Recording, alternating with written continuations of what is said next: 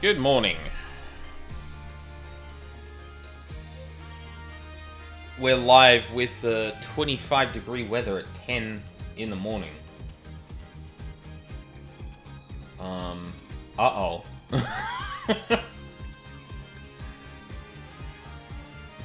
I'll be fine. I might want to put... See, hot days like this, I don't actually know what I should be doing to cool the room down.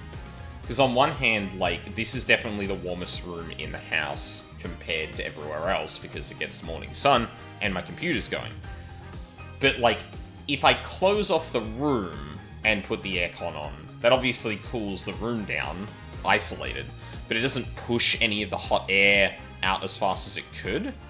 But then again, just leaving it open doesn't really cool the room down at all, it just, like, pushes air out. And especially in short bursts for, like, during breaks and stuff like that, I genuinely don't know which I should be doing. Fortunately, house climate science is definitely not my strong suit. I know that heat rises, but I can't lift the room up or anything like that, so shit out of luck there. Now. Okay, I think we're all good. Twitch says unstable again. Yippee. Bitrate too high. I wonder if that's genuinely causing problems. I've looked at VODs since that stuff's been reported, and it doesn't seem to be, like, a big issue. But, you never know. Anyway. We better get started with things. How are Mina? Oh, Orphe.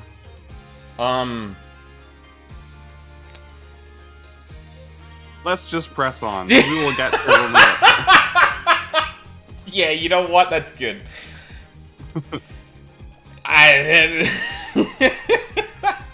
Like, it's one of those you'll know it when you see it things, and because of how this game handholds, you might see it before we even get there. Oh, yeah. Well, yeah, that's what I'm worried about, because, like, and it'd be... the one thing I do want to say before we get to this is that the order we've played this in is, interesting to then encounter this, because we just had one of, my personal opinion, one of the best cases in the entire series that very much, like, leads you on in a very particular way, because it knows how a lot of people will think about approaching the, mystery of the game. So, like, we go from something that seems to be a pretty masterful, like, mystery and story combined to something that feels like it has a train wreck imminent, and I'm still like, I don't think I see it yet. The funniest part is the thing that I get upset about is immaterial to the plot. It does not affect the actual flow of this case at all. Like, okay. It's not like a turnabout serenade, like, oh, holy shit, this makes no sense logically. How the fuck did this get written? It's just like a very specific, like, trope that gets used that really pisses me off. Oh, okay. So this would be a bit more, like, obviously probably not in subject matter or anything like that, but now I'm put in the mind of the way I think about how Adrian Andrews was treated at the end of Justice for All, where, like, where I'm just like, why? Why are we talking about it this way? Why is this character doing this way? Why is no one bringing up that this is, like, a really shit thing to do? And we're just going, oh, Edgeworth, you ruthless fucker. Like, that's where my head's at now, because I'm like, okay. Which, to be fair, for this game, I'm not going to say I'd expect, but I already don't like the kind of, like, more meta-narrative aspect of this, because, and I've spoken about it heaps, like, the second Phoenix walked into Case 1, I was like, like, come on, we can't even give, And it just does it like it feels like we're not really. Yeah, it feels like the kind of like narrative above the cases has been subpar at best, because it just like I don't think it knows what it wants to do beyond look at all the characters that are back to help you out. And yeah, and maybe I'll have like a more actual opinion that I feel like is more refined than that, because I feel like even that's kind of reducing it a bit, but once I get towards the end of the game. Okay, sure. Expectations set? I don't know. Something's set. Yeah. Alright. I don't remember what voices I was doing for everyone. I think I only need to remember Solid Snake, but...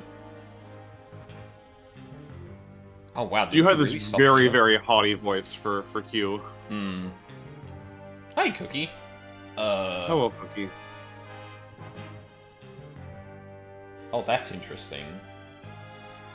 You shouldn't be clipping out of that section of the screen, chat. What are you doing? Thank you, Cookie. It was excellent. I had a really good time. I'm so grateful to everyone for giving me the privilege of their time, which is, as we all know, is the most valuable thing you can give to someone. Yeah. You always make more money, you can't make more time. Mm-hmm. That's weird.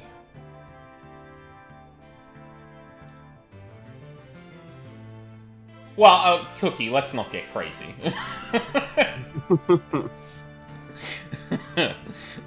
Dirty cocoon money is the most valuable force on Earth. Exactly.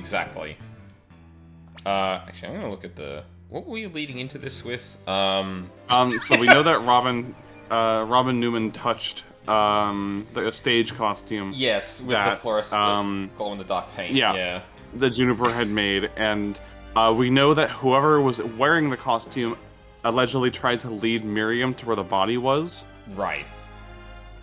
So Miriam thought that it was Juniper accidentally leading her to the body, but then you kind of flipped it on its head and said, well, it couldn't have been Juniper wearing the costume. So whoever was wearing the costume was trying to trick Miriam into thinking it was Juniper leading her to the body. Right, and yeah, the whole thing is that we find glowing... Yeah, we've got this picture of Newman with the fluorescent paint on his hands. Sorry, I just love that, like, I scrolled back up and you just see Newman shouting. Oh, man! Finally settled down, I guess nothing phases. Yeah, okay. Suitably, the court wishes to hear why you had fluorescent paint on your hand. Alright. Alright, Newman, let's hear you out. Oh my god, the fucking tension noise.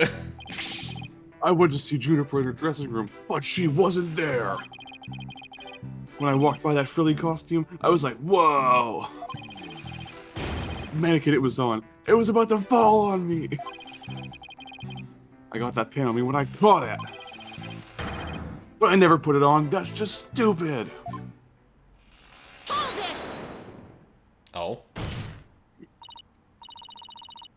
Your Honor, I recommend a short therapy session for the witness. Why is that, Miss Sykes? Without even getting into why? anything, it's like, oh, this guy got problems. Yeah. Well, Mr. Newman does seem particularly agitated, but...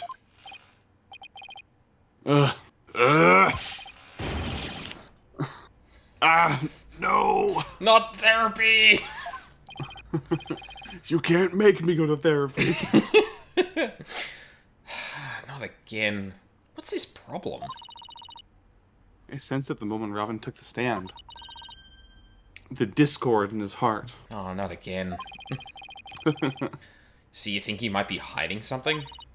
I think it's responsible for his robot voice. Probably. Every time he shouts, it just gets drowned out by the noise cancellation. It's kind of distracting.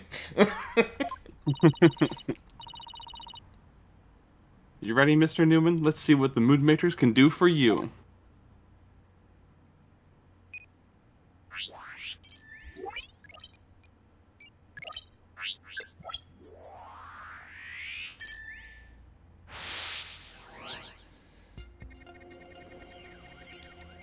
Went to see Juniper in a waiting room. Wasn't there. Okay. It's like, whoa. Okay. So he was about to fall over. Pain on him when I caught it.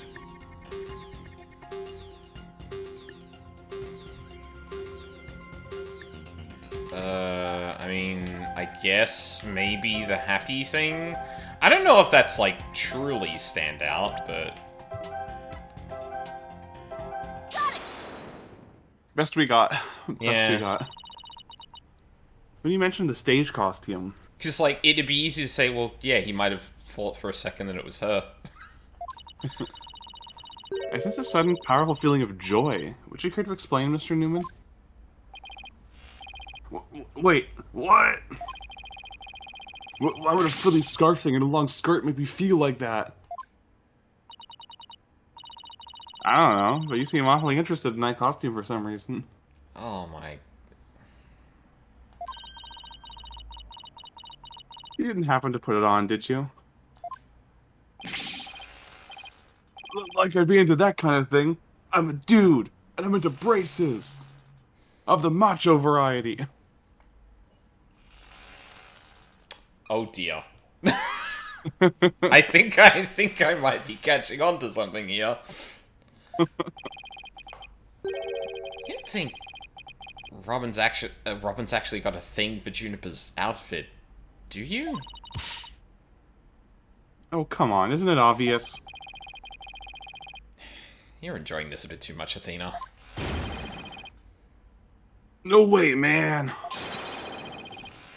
The mannequin came falling towards me, so I stuck my hands out to stop it. End of story. That's a new piece of information. Time to run an update. Mannequin came falling toward me, so I stuck out my hands to stop. Didn't he already say that? Yeah, no, I think she just means, like, in general. Okay. Even after that update, something just doesn't feel right here. Do I have anything that can prove his statement contradicts what really happened? Did we have... Yeah. We did. Yes. Because this handprint doesn't really make sense if that's the case. Yeah. Because that is grabbing the outside and inside regardless of which way. Like, if you found the handprint, well... No, wait, okay, hold on. Sorry, I need to... I guess it's not impossible that the handprint could be like that if it fell toward him and he just did that. However, the position of the thumb and the fact that it's on the painted side is, like, the giveaway there. Just like, yeah. It's more indicative of, like, you would do that. You would put your hands out like that when you're holding, like, a cloak shut or something. Mm-hmm. Yeah, you're either grabbing it like that, or you've grabbed it, pulled it over like this. Which, actually, sorry, now that I think about it, it's still angled up. That's probably thinking too much into it, but yeah. I think if you were grabbing with, like, a cross grip, it would leave those exact thumbprints. Yeah. Yeah, that doesn't seem to track. Because the paint... The mannequin came... Oh, sorry, go on. Sorry, go on. You said the mannequin came falling towards you, so you stuck your hands out to stop it. Plus, we know the paint was on the outside, so, like, the fact that the handprints are like that is, yeah, telling. Mm-hmm. If so, then the fingers of your hands would have been pointing outwards like this. But that's not what happened, the handprints show. In fact, this looks more like just your thumbs and the base of your palms. Why in the world would I leave such weird handprints? You know why. You left them when you went to adjust the scarf after putting it on. Just like the model in this drawing. Oh, that's cute. You could actually line that up with the way that it's... Whoa! Why don't you just admit it, Mr. Newman? You did put the stage costume on, didn't you? And you really do like Miss Woods' clothes, don't you? Fine, now you admit to putting the costume on. But I don't like girly clothes, man. Oh boy, this is gonna be a long therapy session. Yes, new information to plug in. Just type onto the screen, gay or European. Yeah. Time for an update. I wish I remember the lyrics to that song a bit more clearly so I could...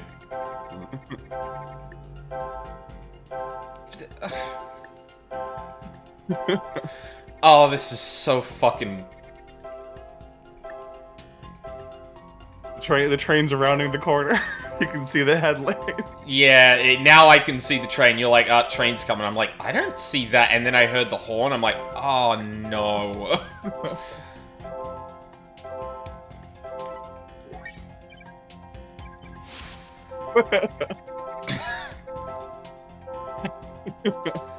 I just love that the expression doesn't change at all. Yeah.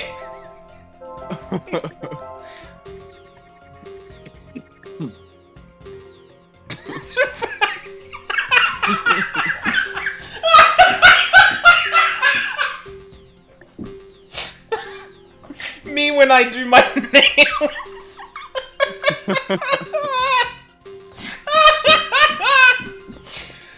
Oh, fuck. Okay.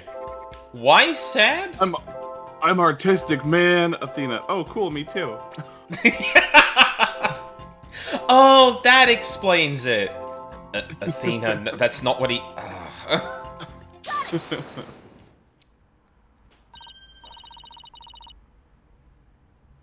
There, another emotion that doesn't fit.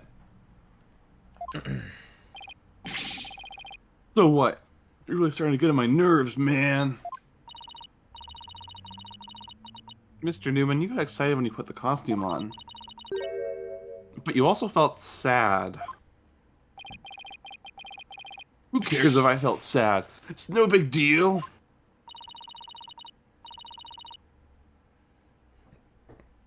Okay, Mr. Newman, out with it. Why did you feel sad?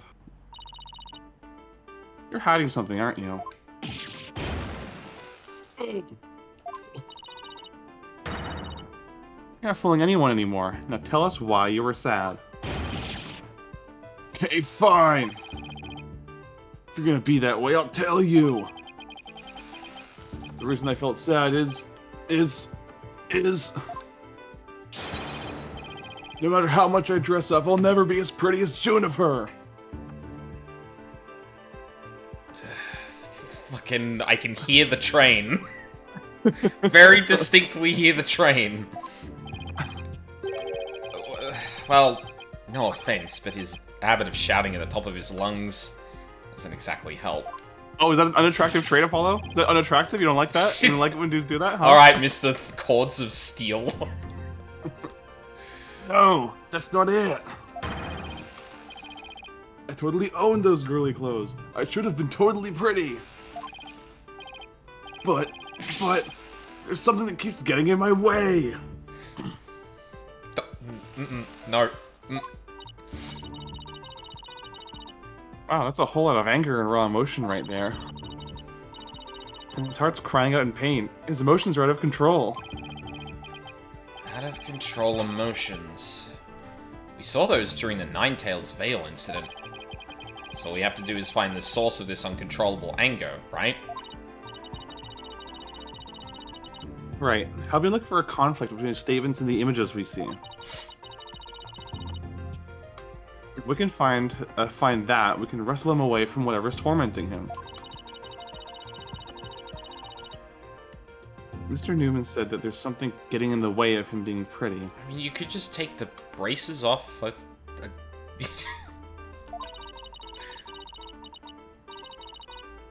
Something that doesn't go with girly clothes. But what could it be? Fine, I'll testify, man. Christ.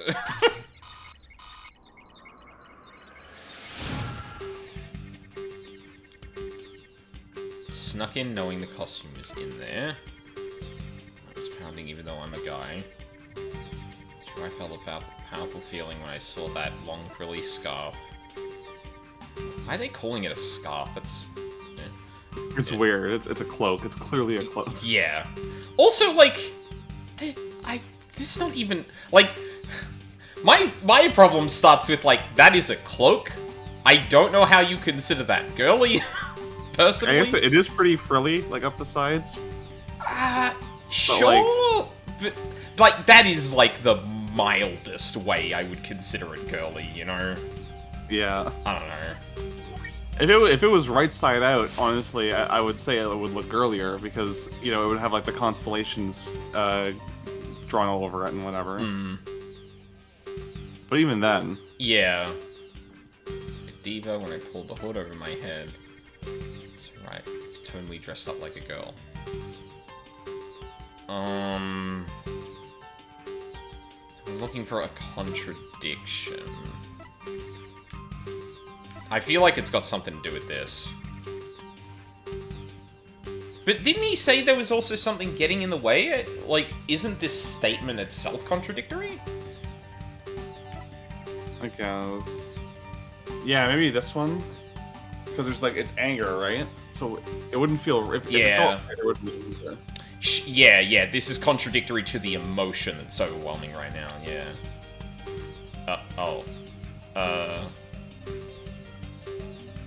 Oh shit, was I right about it being the brace? Maybe. We can see. Yeah, fuck it. Mr. Newman, you feel a great deal of anger towards your brace, don't you? Is that what you feel is holding you back from being as pretty as you think you should be? What? Mr. Newman, the truth is, you really want to take that brace off, don't you? Brace off. I want to take your brace off. Yeah. No way, man. This is a symbol of masculinity. I could never take it off. Is that you can't take it off, or that you don't want to take it off? Oh man, I should have kept my big mouth shut. This is really weird. He exhibits intense anger towards his brace, which he calls a symbol of masculinity. I just imagine Apollo standing next to her like, yeah, come on. I feel like this is kind of open and shut. I don't know why we're still discussing this.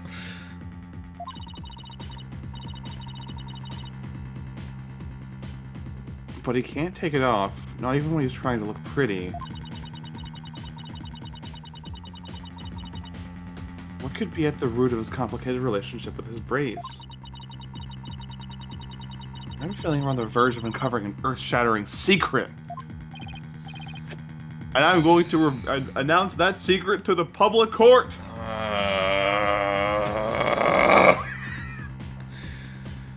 Athena? You okay? Seems Robin's still hiding a secret. A big one. Bigger than the fact he's secretly jealous of Juniper's looks? Yes, at least I think so.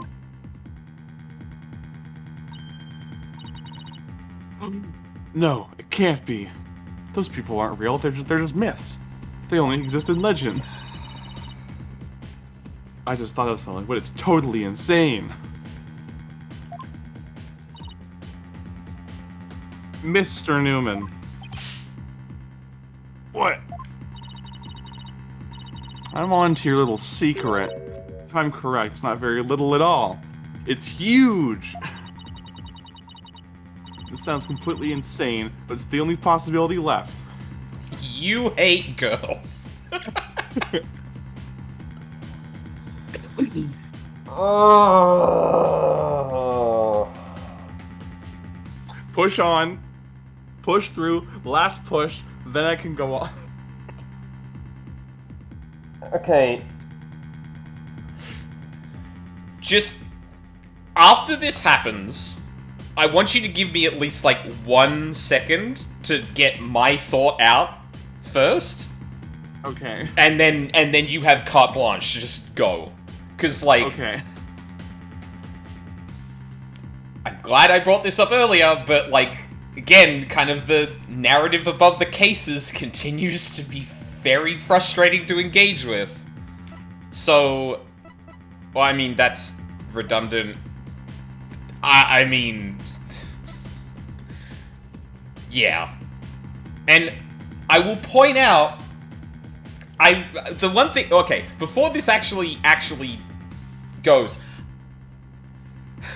I know this is completely insane, just like, and like banking it, and from a game design perspective, it's also asking you to consider like the most insane probability, much like Acro, when it's like, where is the statue, and like the most improbable thing is the right answer because, like, he couldn't have hit it in the courtroom. That's insane, and yet this is Hi, Charles. Hello, Charles. Mr. Newman, or should I say, Ms. Newman, you are, and always have been, a girl. Okay, hold on. Wait a minute. Where are we going? Sorry. Keep pushing. I just... Keep oh my pushing. god! I Keep just... pushing. No, yeah, I know. Sorry. I need to say this, though. I just realized I think I may have had the wrong end of the stick here. You thought it was more progressive than it is? No, I thought it was going to be... I'll say it in a second. What? Have you lost the plot, Athena? No, I'm completely serious. I don't have any direct evidence. Which makes me think I probably shouldn't be just making this statement in the middle of the courtroom. That's what the vibes say. The vibes have never led me wrong before.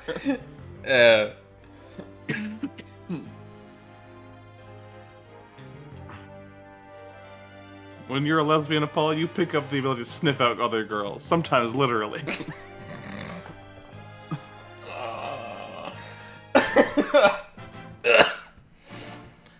Sorry, did you read this one out, or am I...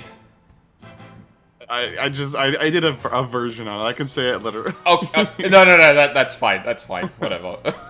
Hold it! I still think you've lost it. Blackwell is just sitting back at his bench, just laughing at the defense arguing with each other. Yeah. This is one of the few times I'm glad this didn't get wrapped up in a minute. I mean, Robin reeks of testosterone. How could... Fuck you, Apollo. I, for one, have never seen a girl who shouts like a maniac all the time. Pregnant pause.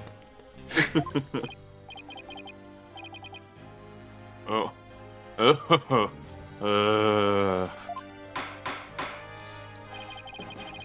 Apollo's... I've seen plenty of witnesses in my day. Apollo standing next to the woman that feels like she's gonna jump across the fucking desk at any moment during a trial. Like, what the fuck are you talking about, bro? George is like, you must be one of those transgender kids I've been hearing all about. Good for you. Good for you. Oh, But you're... if he's a she, then- Oh, sorry.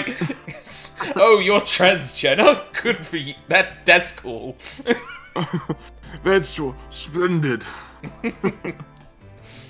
But if he's a she, then she's the most convincing actress I have ever encountered.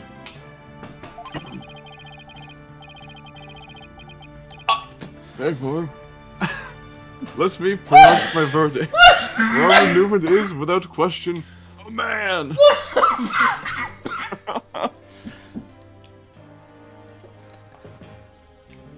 I want to make a joke of, like, base judge, but honestly, I feel like I've completely lost what the game is actually driving at here.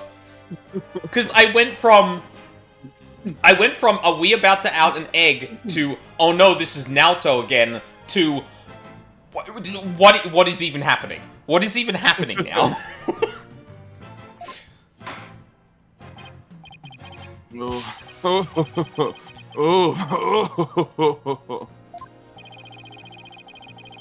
You are now truly just as Dono's equal in one area. You are just as equally insane. Obviously, Newman's a butch woman. I don't know why we're arguing about this. Never in the history of this planet has there been a finer specimen of the masculine spirit.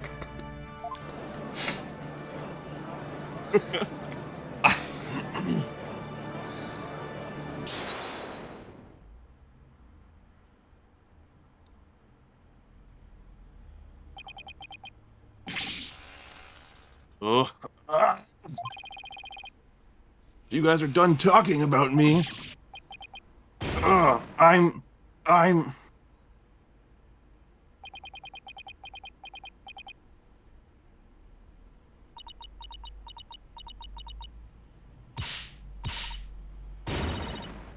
Oh, the sound changed.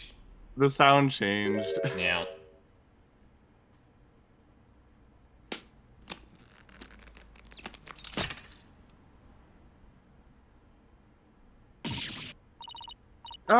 The brace, it's...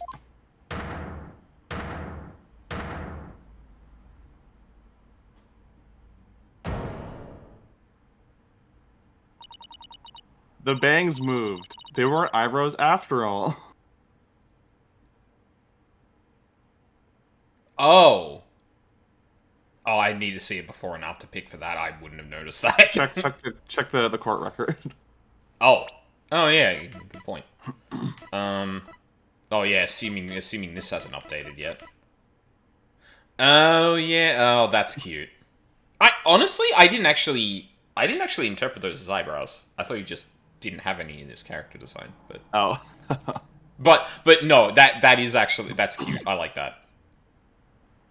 Miss Sykes, no, allow me to call you Athena.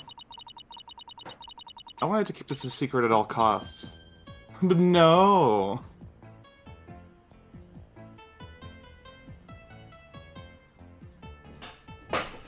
Alright. Let her cook. What? No way! Oh. Surely this must be some kind of jest. Nope, it's for real. I'm a girl, body and soul. If you don't believe me, I'll give you... Not gonna say that. Fuck you. Fuck off. As if. An amazing transformation. Well, all the Discord's gone. The image is now complete.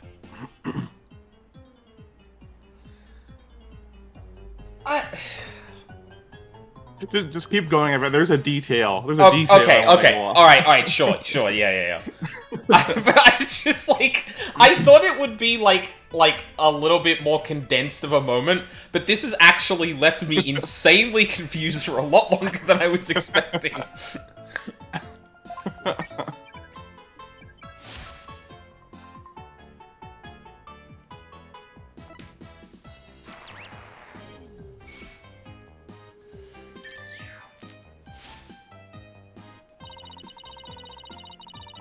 Okay, there we go. Fuck you. That doesn't happen in real life. Oh my god. It's not a thing people do. You know what happens? The other fucking way around. So Just often. fucking Naruto all over again. Like, okay. So, regardless of how this is handled, being outed in court, shitty. Don't do that. Yeah, This is sorry. Yeah, sorry. Finish that thought, because I wanna say one thing on that particular point, and then you can go. Yeah, like, this moment should have happened behind closed doors, in privacy, in confidence to Athena.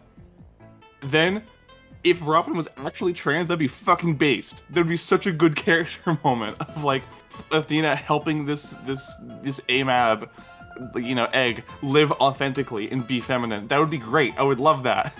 Yeah, and I gotta say, for the character that you keep purporting to be really good at reading people's emotions, for her whole thing to be that she is good at reading people on that level, it comes off really fucking weird that you think she would out someone in the middle of court. What the fuck? What? Why is Athena written like this? She doesn't get a chance to ever shine in the first case we see her in. In the second case, like, she's second fiddle to Apollo. Okay, sure, it's her first case, whatever. In this case, why is... You can't write this character to be empathetic, and that would be a superpower, and then not have her consider this kind of thing when in court! God! Okay. I'm done. You have the floor. Yeah, like, okay. So, usually, I always start this right by saying, if this was flipped around, if it was Robin was born as a boy and raised as a boy, but is actually a girl and has felt that her entire life, but her parents always suppressed her. Like, obviously, don't out her in court. That's bad. There's no rewrite that is good that still includes that. Yes. Like, Agreed. it is like, because, like, Edgeworth outing Adrian Andrews' codependency, that's shitty, but, like, to be fair, he is a bit of a shithead. Like, it is within his character as a recovering monster to do something shitty in the pursuit of justice. As much as I think that does go beyond the pale a little bit when he then starts needling her about being suicidal. Yeah. That I can at least see, like, alright, I get where you were kind of going. I feel like we should have rolled it back a bit, but okay.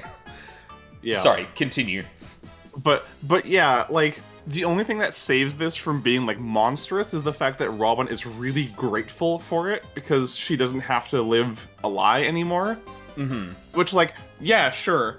If this was reframed as Robin is a trans girl who just needed some extra encouragement to come out, and, like, to realize that she would still be loved and accepted or whatever, sure. But, like, if there are safety reasons around why she was performing masculinity, like, it's probably not a good thing to reveal that to the court. Yeah. Like, if it was, because what frustrates me is this line is all we get. This is the only justification for why Robin acted like a boy. It was like, oh, I was raised that way. And it's like, if you're trans, if you were a woman who was assigned male at birth and raised that way, you don't need any deeper than that. That is the experience. Like, that is the trans experience. It's okay to just go that deep because everyone gets it, everyone understands. But it's not. This is a cis woman being raised as a boy, and it's like, okay, but why? Why did they do that? Yeah, like, just drop that and run. Like, at least with it, like, as much as I think the handling in Naruto is dog shit for a lot of reasons, at the very least, they were motivated by something very clear. There was prejudice against them. When they were perceived as feminine, so they performed masculinity to, like, get that off them. And it helped them a lot, right? Like, but, like, as much as I would be like, okay, we can work with that as a base, but, like, not exploring, like, so you've been comfortable living as a man for years. Have we given any thought about what that might mean? Like, at least the foundation is kind of like, okay, sure, I can kind of see how we get into that. And it could be a non-conventional way of actually exploring that. That'd be neat. Persona 4 doesn't do that, but this is just like, she was raised as a boy. Question, Why? When did that start? This shit only happens in anime. This shit is like, it's such an anime trope. And like, off the top of my head, I can only think of like 2 pieces of Western media that do this. For some reason, like anime fucking loves it though, because it is an excuse to do storylines where a character coaxes femininity out of a masculine woman. And like, as if it's like a reward or something. And at least in this case, she's doing it for herself. Like, she's not doing this for any, male love interest or whatever. Good for her. I'm glad that she can live her truth. But like, man, with a few edits, this would be an incredibly cool plotline to explore in a game like this. But yeah. Oh. Cis people generally do not get raised as the wrong gender. No, that is not what in real life. Yeah, like, oh god, and it's no, I don't even think I want to bring that up because it's such a complicated thing to unpack.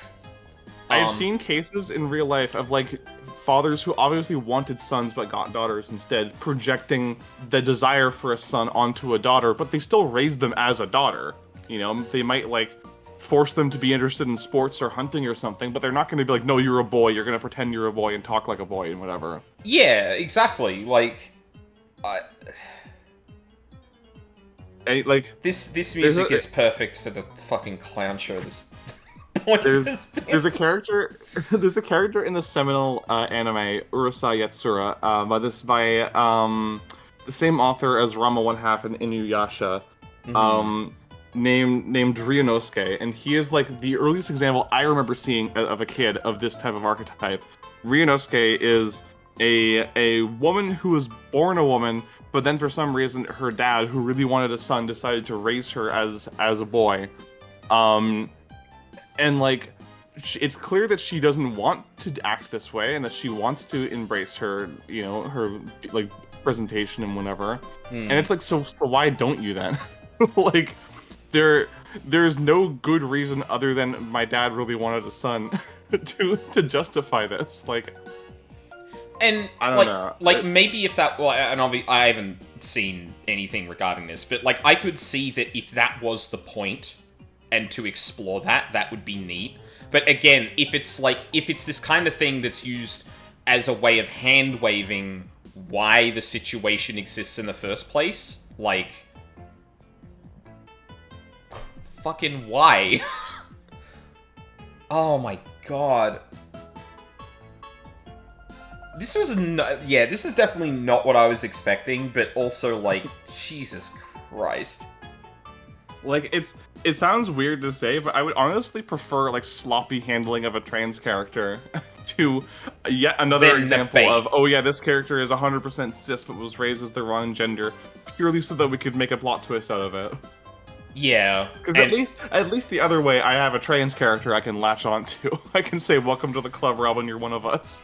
Yeah, and it's like, and you could like look at the like mistreatment from the story's perspective and go like, "Oh yeah, no, that tracks." But this is just like, oh, why? Like, every single interesting detail that could be dug into about the situation we find ourselves in now is completely like flattened because Newman is a girl. Yeah. Like, that she looked like a boy before, now she doesn't. That's all there is to it. It's like, yeah. And it's like, cool, okay. Like, yeah, like we're not gonna...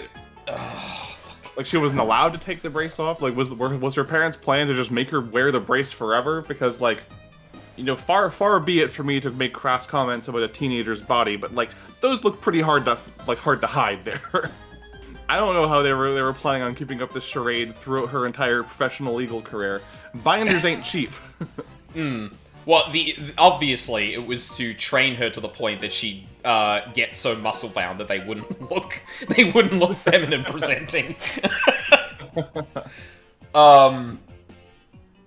Also, like, has her character model actually changed? No, it is the same model with the brace gone and the bangs swept to the side.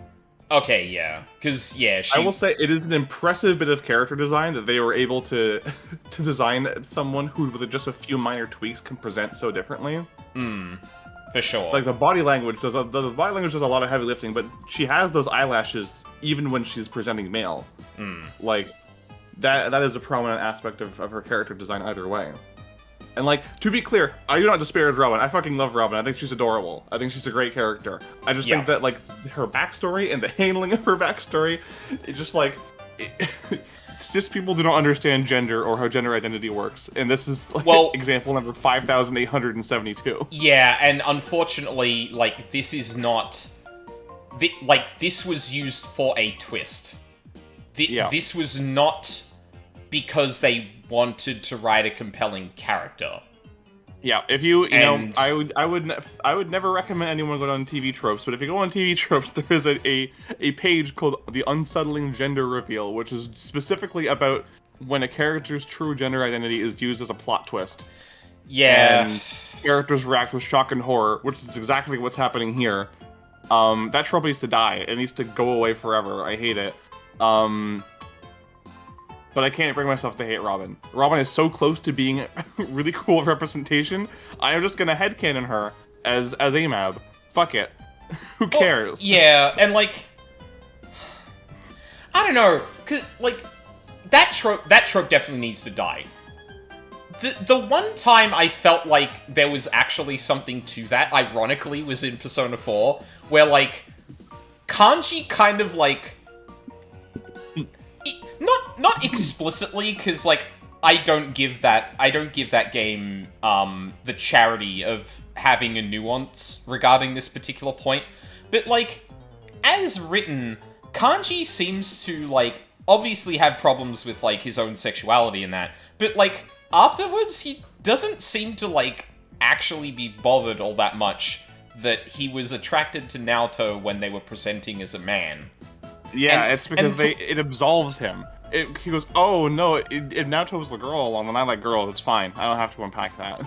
Yeah, and like, some people have done some clever reading into his character in particular, especially at the end where it's like, it's not about boys and girls, whereas like, I think as explicitly written, that's meant to be hand-wavy of that situation.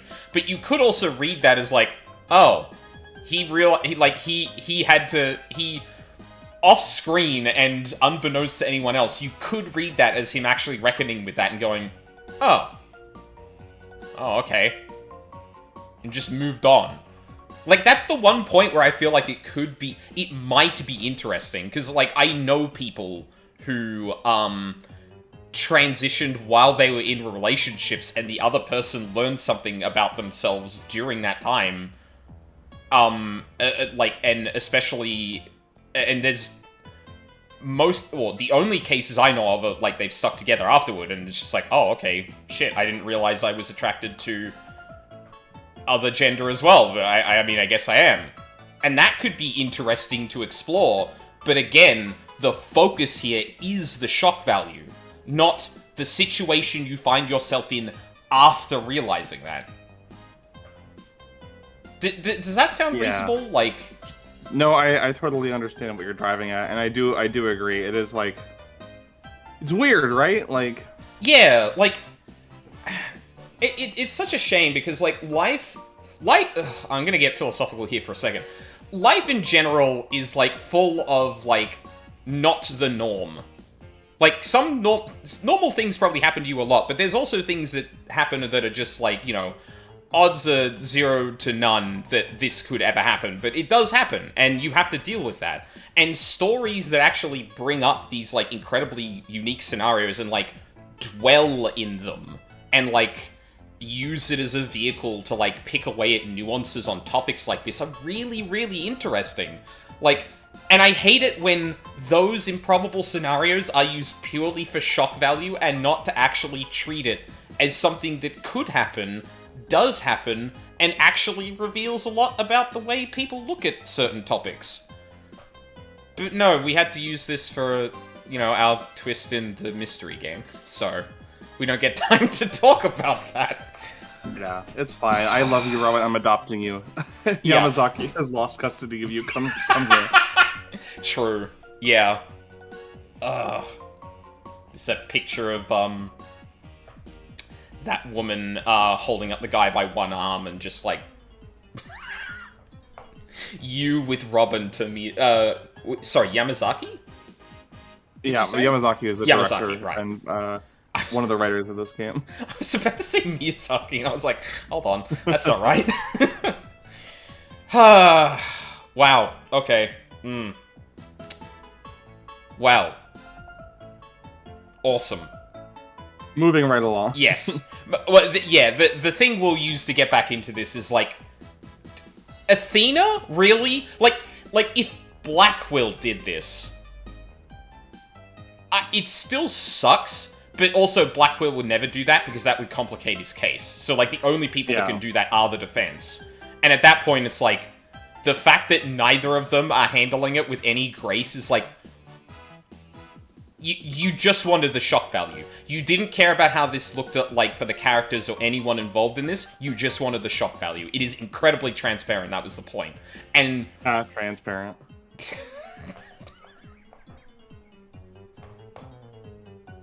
Fuck. I walked right into that one. And obviously I'm cis, so like this doesn't quite, like, the fact that I am focusing on this rather than the rest of it, like, take that... Oh, sorry, hang on, I'm phrasing that weirdly.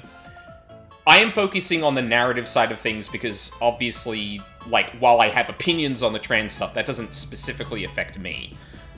And, like, my focus on that, I don't want it read as, like, I don't care about those things. Those things also... Like, the way this is handled from that perspective also fucking sucks.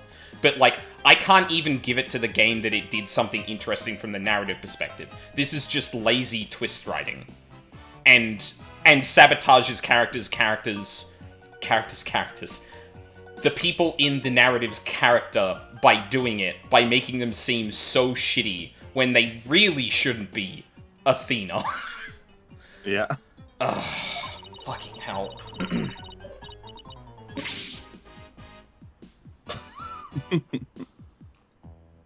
But now this living lie that had me pinned to the ground, it's... Oh. It's been blown to smithereens by you, Athena. Now I can stop pretending I want to be a prosecutor. I'm gonna be an artist. What do you mean? Reverse career path from Phoenix. Hey, Athena, I think we might need a longer therapy session about this. Why was she pretending to be a man to be a prosecutor when she didn't want to? I think, so it's explained... Okay, first of all, I fucking love that face. Yeah. Second of all, it is explained in that one line, the one line we get of her backstory, is that her parents had two wishes. For her to be raised as a boy and for her to study the law. So I think this is her basically saying, well, if one of those facades is blown apart, I don't need to give a fuck about the other one. Oh, God. Is it, what's that fighting game story finish screen that's like, now I can go back to being... Finley. I can go back to being a young, available single girl. Yeah.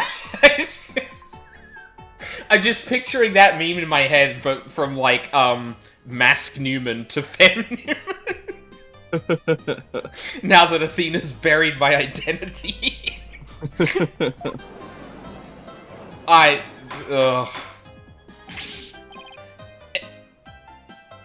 Order. And, like, it is kind of cute to read into Newman's character in terms of, like, oh, finally I can throw this off, yay, in the middle of court. Like, from a character perspective, that's interesting. From the writing perspective, oh my god, this feels so lazy. Like, we just wanted the twist here, and, like, honestly, what does this bring to the case? Like, genuinely. If Newman was in fact a man, what does this change about the case exactly? Like, this is just pure shock value. Oh, and a twist thingy, yeah. Chun-Li be like, now that Bison's dead, like... Yeah, exactly, yeah. Same thing. She just leaves the school immediately. What a shocking development. He really did turn out to be a she. Why is everyone looking at me like that? I feel like a movie star or something. Awesome.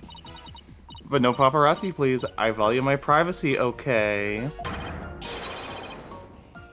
Ugh, no pics, you'll regret it, man. Yeah, she's been wearing that brace since she was a child. She's Rock Lee now.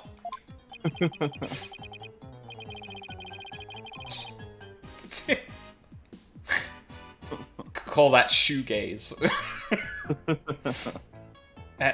Am I just imagining things, or is Robin even more hyper now than when she was a he? I don't know. Maybe it's because she finally got her troubles off her chest. Literally. I don't know why the scroll in the text box is so slow. Yeah.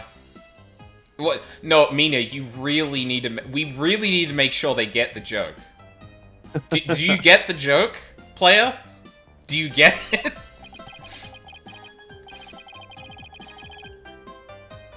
This is all well and good, but does he being a she actually change anything? That's what I'm saying!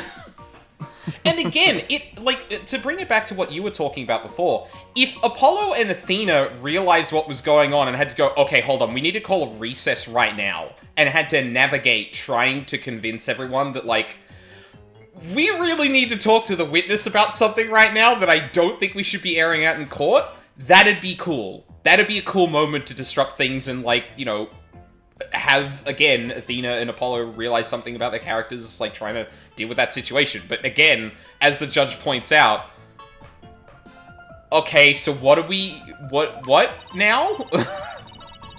The fact that the witness is actually a girl does change things. Does it? Because there's now a piece of evidence that we must reevaluate. I call for a gender recess! Very well, let's see what the defense has for us now.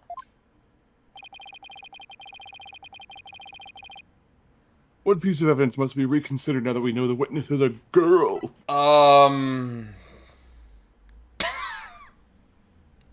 Well, I think we have something more to explore with the love triangle, Your Honor.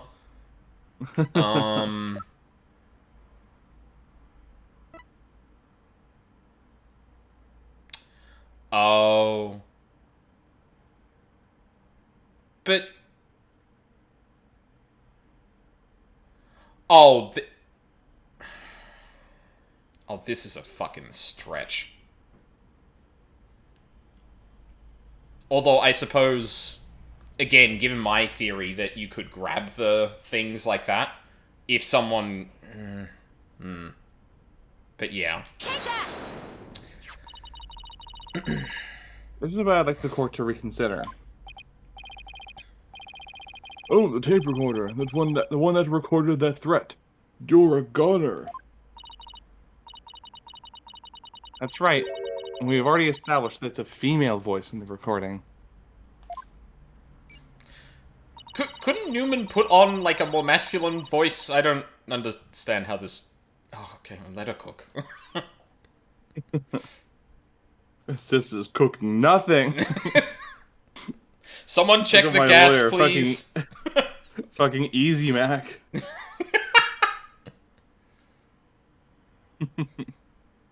Of all the students who could have moved the body before the mock trial was to start, our client was the only female if you exclude Miss Scuttlebutt because of her alibi. And that's why the tape recorder made our client the prime suspect. So then... That's right. The witness just revealed that she's a girl. Therefore, if we're using the voice in this recording as the basis for hurling accusations, the witness must also be labeled a suspect too. Oh? Oh no. We're bringing in the theme music for that.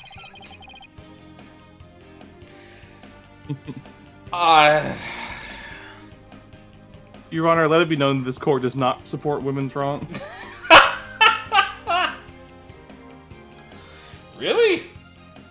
we let... Oh, no, I suppose we didn't let anyone get away with that now, have we? Oh, no, didn't we let Desiree get away with, like, something criminal, if I remember correctly? Ah, whatever. Wow. Talk about a sudden turn of events. You've done it. You found a hole in one of the prosecution's key pieces of evidence.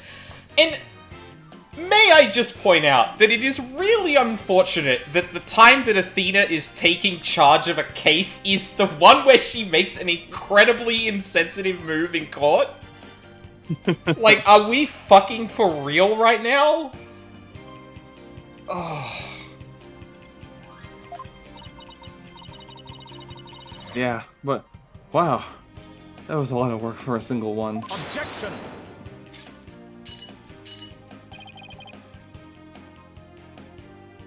Not so hasty now. You're forgetting that the only person here you're forgetting that only one person here was privy to the script.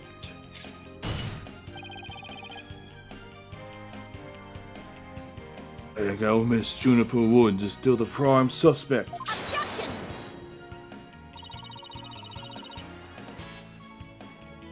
But Miss Newman hid the fact that she was a girl both in the crime scene and in court. I'd say that puts her in camp suspicious. That's not nice, Athena. How could you accuse me of being a killer? I mean, I'm just a weak, innocent little girl. Just thinking about that murder makes me... Objection! I do love how much she's hamming it up, though. Yeah. She's enjoying her first 5 minutes of unfettered femininity, possibly in her entire life. Yeah, exactly. Suspicious is as suspicious does. I guess we're going to forget about the fact that she's been wearing those braces for, I don't know, probably at least a year. At least the time she's been at school. Undoubtedly, the witness does have some sort of connection to this crime. Perhaps our newfound lady is merely feigning innocence or ignorance. We can surmise that she lent support to the principal offender, Juniper Woods, by leading Miss Scuttlebutt to the body, and that would make her an accessory to the crime. How can you say that? I'm not an accessory to any crime, Mr. Birdman. Objection! This is the wrong piece of media. Birdman. That game was rubbish.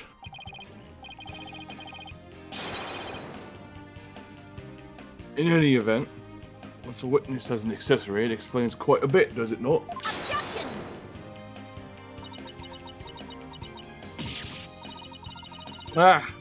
Maybe it'll make sense somehow.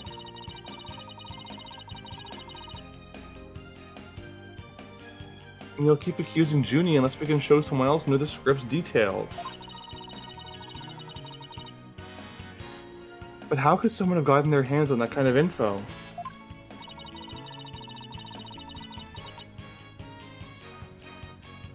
The only way they could have known what was in the script was if they... Saw the mock trial. No, that happened afterward. Heard it from Junie. Had penned the script? What, like she was dictating it?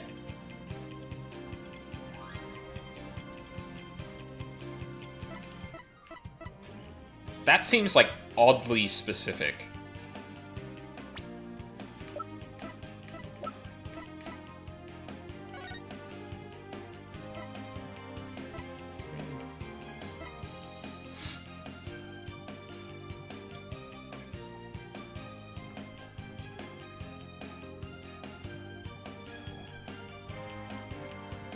Okay, there's nothing there indicating, like, the writing. It says written by Junie, but I guess that doesn't mean it was literally written?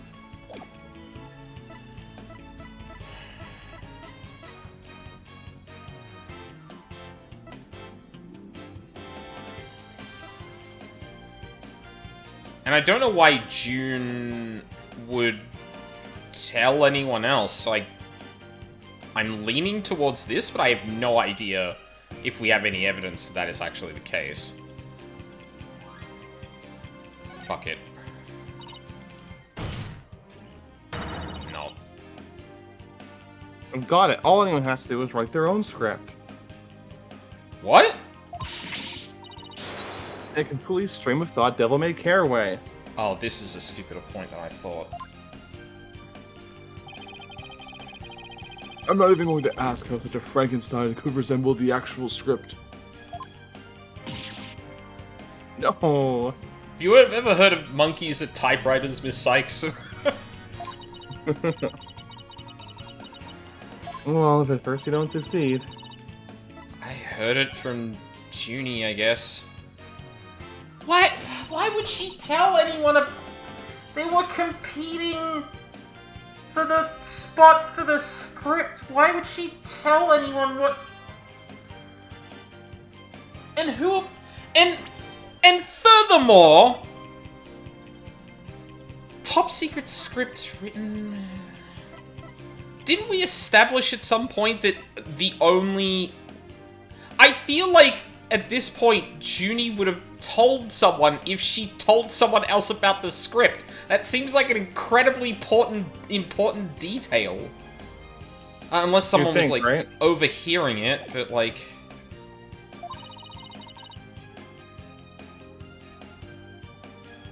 Oh, sorry, I think I skipped the first bit there. Sorry, Junie, but you're not gonna like this.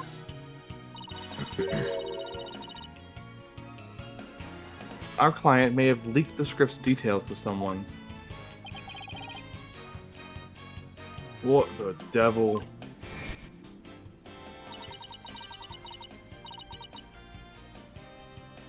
And I know I shouldn't have, but...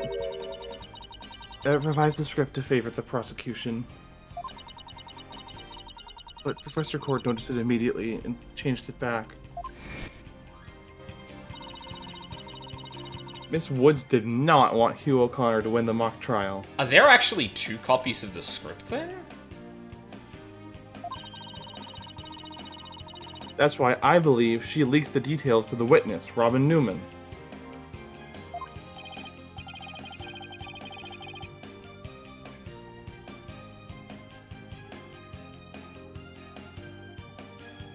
Okay. I get it. If Robin won, he wouldn't be able to confess to Juniper. Right. Junie was probably trying to keep their friendship from becoming awkward.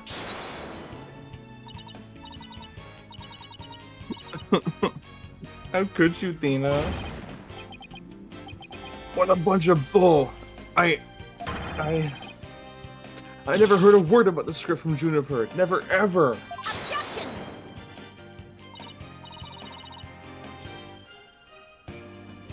You sure? Can you look me in the eyes and swear that you didn't? Bad Athena. You don't have any evidence.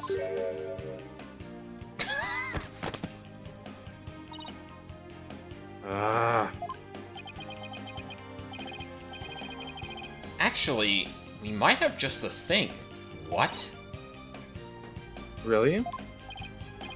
Yeah. What were Robin's lines I read when we were reenacting the mock trial? Oh.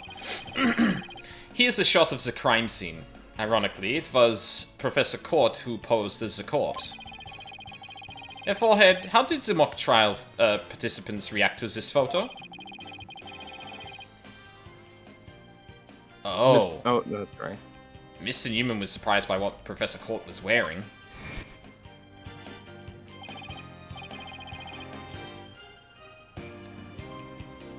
Oh, I completely missed that.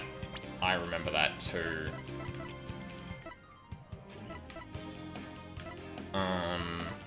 Do we actually have the crime scene photo? We don't. That's weird. Yeah.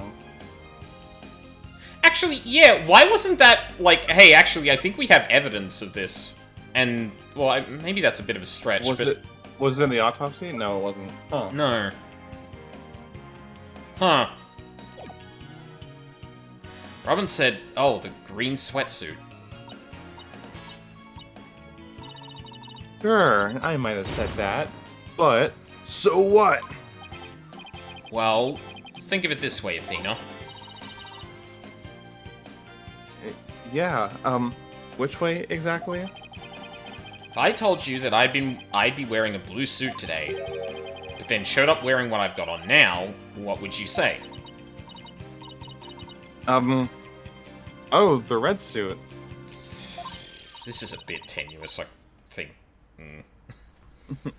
I think I've got it. Your Honor, we have evidence proving that Ms. Newman knew the contents of the script. The defense moves to present said evidence to the court. Very well, Miss Sykes, present away. This evidence proves that Ms. Newman had prior knowledge of the script's contents.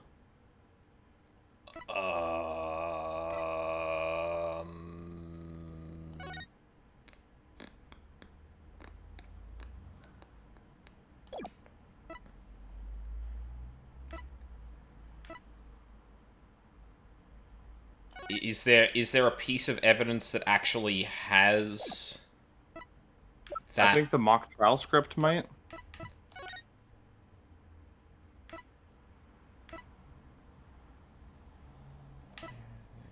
Okay, hold on. Let me just read the entire thing. Body with a protruding arrow was found in the quad. Murder weapon was an awl. Arrow was inserted as a ruse. The actual murder scene was the art room. Body was dropped from the third floor art room to the maintenance area. Mat was laid down. The bowl cart from the storehouse was then used to move the body to the stage. Archery club's room has a good view of the quad. The body was moved to the quad to make it look like an archery club member had shot the victim with an arrow. Oh, yeah, there we go. Victim's outfit will be a red one from the prosecutor course. Yeah. Take that! The mock trial script?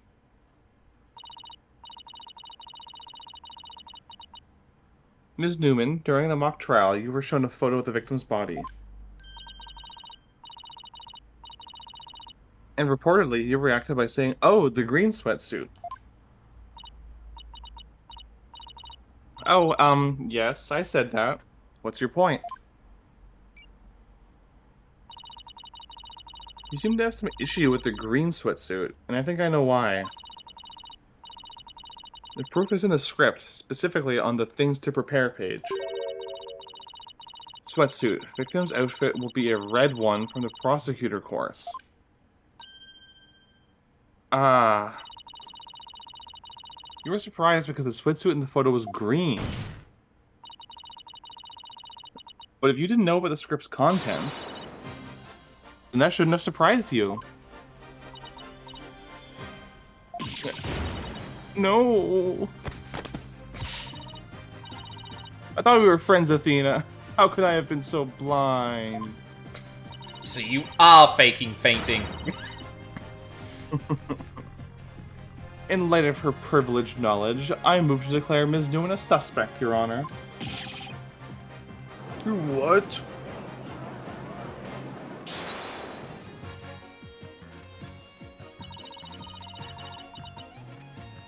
If knowing script details makes me a suspect, then there must be others besides me. I mean, someone else could have also seen Professor Court's note.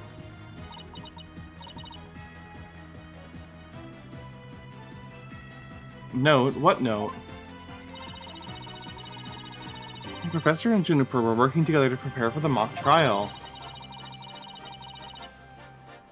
But only one copy of the script was made to prevent it from being leaked. But this gets kind of inconvenient, right? You're not seriously going to suggest... Oh, but it's the truth. Professor Court did do exactly what you're thinking. She didn't write down any of the proceedings or the proceedings or the truth behind the case. But she did write a note to herself about the props and details about the victim's body. Do you have evidence of that? Is this really true, Ms. Newman? If you don't believe me, send the police over to my house. Tell them to check the pictures on my camera, and I thought it might give me an advantage. So I took a picture of the note. That's like one of my favorite animations in the game. I love like the emoji face she does. Oh, yeah. I'd say she's telling the truth. Wait a sec. There's a note with details about the body, and that means there are others who could have made the murder look like our client's script. Yes, I believe you're right.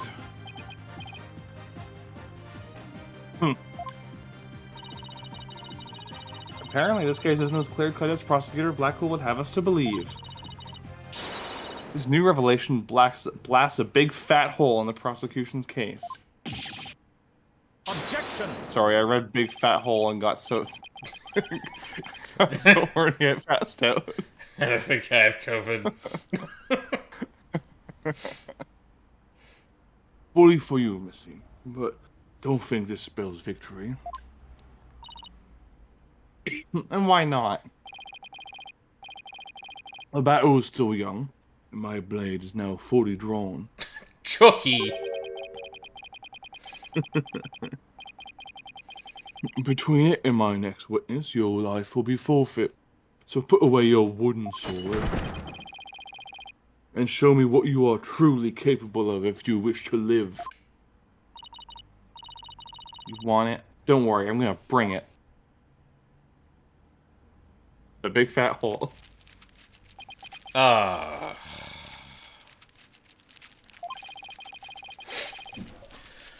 I already said I want nothing to do with this trial.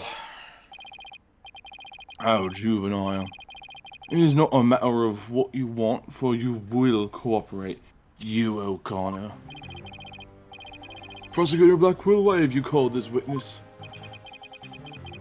You will recall the day before the mock trial, in short, the day of the murder. The accused testified that she left her home at around 6 p.m. Yes, my notes here do confirm that fact. So he does take Right. this. Our client wasn't at school at the estimated time of death, so she couldn't be. Objection! Yet that was but a felicitous lie. Were my mistaken, golden boy? I love that anime. I've no intention of saying anything more. Now, if you'll excuse me. Hold! I am not through with you yet. Seems the rogue prosecutor has it out for me. Lee, and we just might discuss you-know-what. No, wait. One little statement and Mr. Cool loses it? What's that all about? I changed my mind. I'll stay and testify. Are you sure, Mr. O'Connor? Sure seems like you're being threatened to give evidence or something. I feel like there's a word for that I'm not quite coming to mind right now.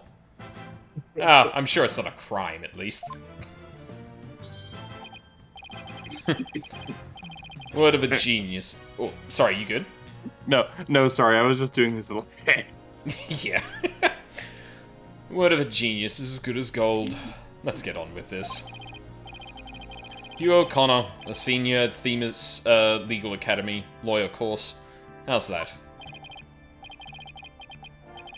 It was fine. Your testimony then, if you please. You're up against the top of the class now. I'd be careful if I were you. I know Junie would never lie like that. That pompous schoolboy won't know what hit him. Before we get into this, I think we might take a break here. Because I could Yeah, use that some sounds water.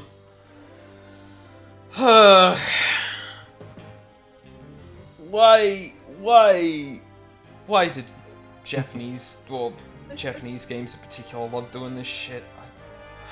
I don't think it's Japanese games. Like, look at... Or there's anime, so much- the anime-inspired Yeah. ones specifically, I mean...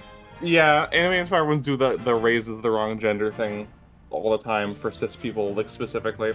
But, like, a lot of art is just really bad at gender in general. I mean, we're, like... the picture that might fucking win Best Picture at the Oscars this year has a worse understanding of gender than this game, and there's a decade between that piece of art and this one. So. Wait, which movie is that? Emilia Perez. I haven't heard anything about it. It's about a Mexican like cartel boss who undergoes like gender reassignment surgery, yeah, it just communicates a whole litany of extremely negative stereotypes about trans women, and is in general very misunderstanding and cruel. So, you know what? I'll take this sloppy bullshit over malicious bullshit any day. Yeah. Well, let me rephrase what I said then, because like, yeah, that was a bit of an oversimplification. I feel like there is an unfortunate through line in a lot of the games I've played that tend to lean towards like the real like anime tone that overlap with the use of tropes like this.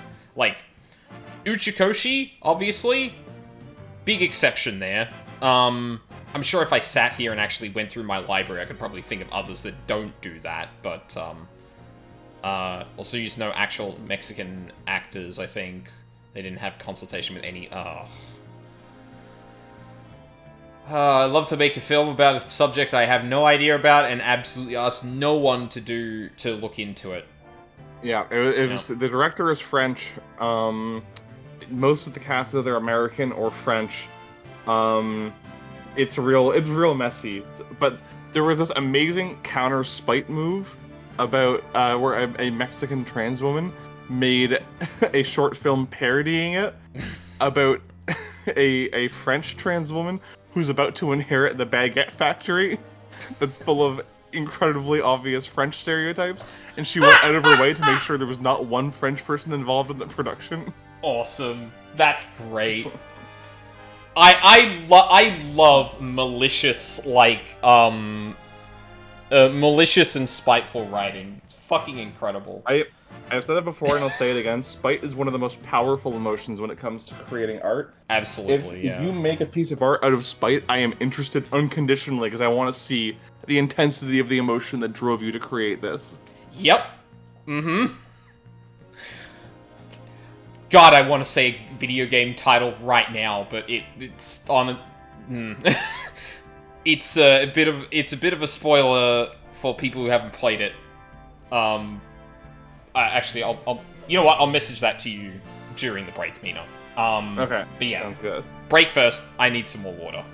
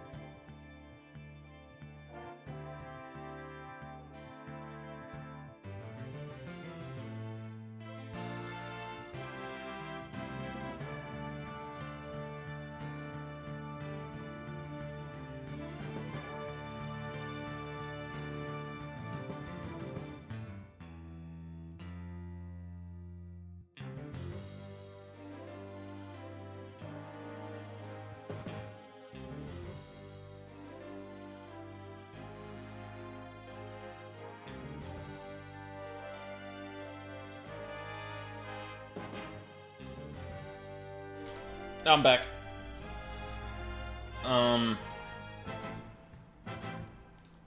So I decided to wash my face because I was getting a little warm. And I could definitely see, like, my skin getting a bit oily. I managed to burst a couple of pimples, so I had to clean that before I came back. Yeah, fun times. Come back, thank you, Cookie. Oh, man. It's, Welcome back. Welcome back. Made the mistake of washing my face and a couple of pimples, like, oh, time to burst. I was like, no. Please, no. That's the worst. Yeah. Worst thing is, like, one of them is on the end of my nose, and it's like, every movement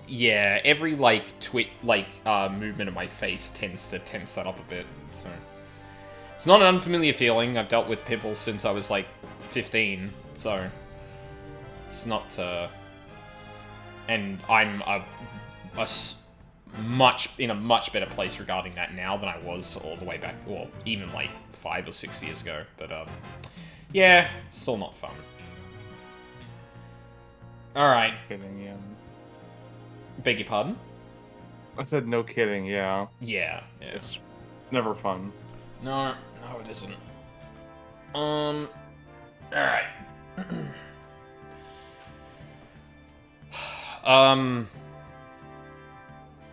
Oh yeah, I was gonna say this off stream, but like it might be better on the stream, honestly. It's something I always feel like I'm really bad at trying to say off the cuff, and it's like, hey, I'm cisgender. I'm focusing on something that's not specifically like an issue with non-cis representation of that. That's not to say this is less important, but I want to focus on this because I think it is also an important thing to mention about, like, taking that as it is, but also thinking about how the way it was handled was also kind of making some characters seem a lot meaner than they would have been otherwise. And I feel like I'm really... Yeah, like...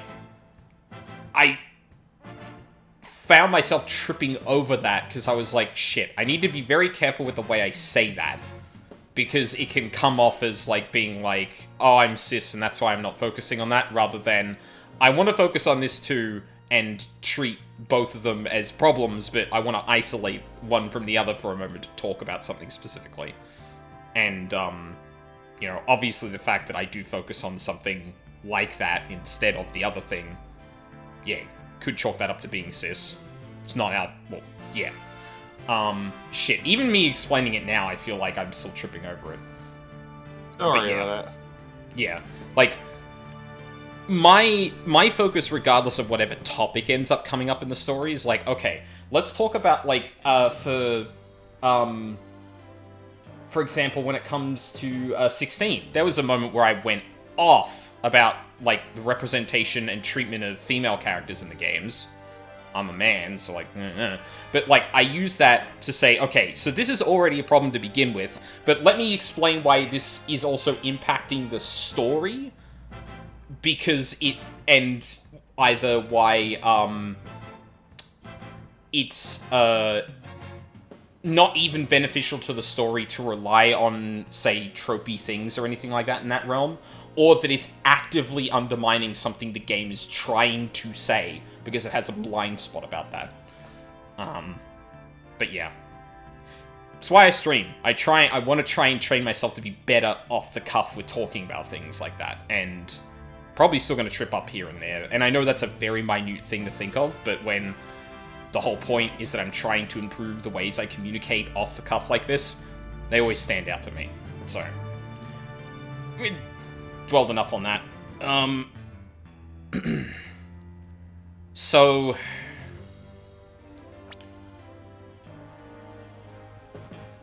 O'Connor is about to tell us about the fact that he may have seen Juniper there after the time she said she left the school. Yeah. Right.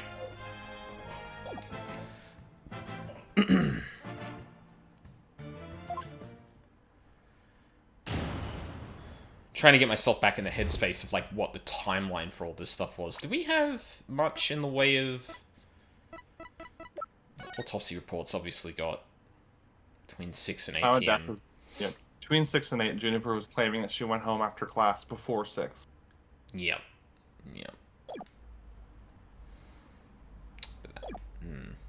Around the time of the murder. To get mentally prepared for the mock trial, I meditated at the archery range till 7 p.m.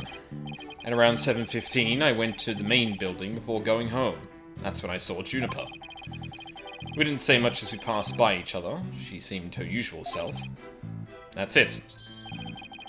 Anything else you'd like to ask? Yes, what did she look like? That is quite enough. Well done, golden boy.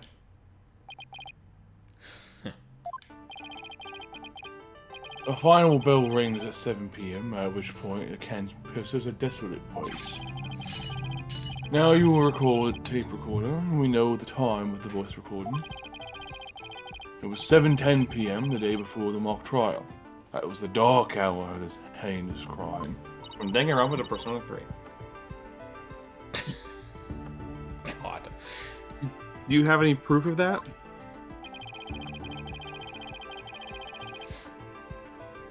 At its final bell, this school plays a special broadcast when the clock strikes 7. The female voice on the tape appears 10 minutes after that broadcast. The killer waited until the school was empty to spring her a devious and deadly trap. Recorded in the art room at 7:10.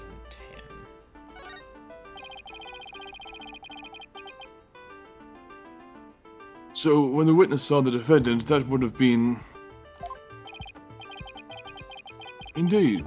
It was 5 minutes after the voice was captured on tape in the art room.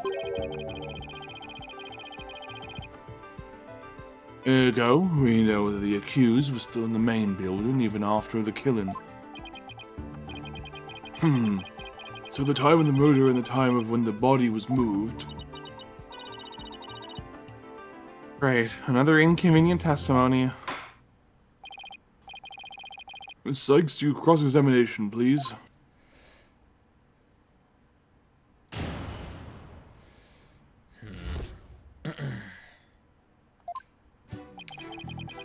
Mentally prepared for the mock trial. I meditated at the archery range till 7 p.m. Around 7:15, I went to the main building before going home. That's when I saw Juniper.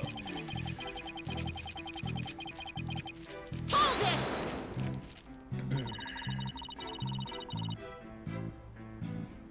So you just walked past a good friend, barely saying a word?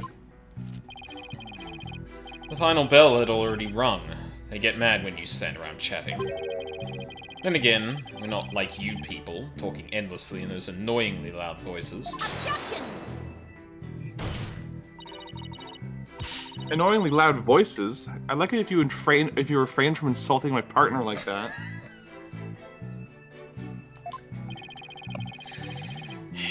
Normally I'd shout an objection right about now, but I'll take this one for the team. God. Anyway, I think that's about all I have to say.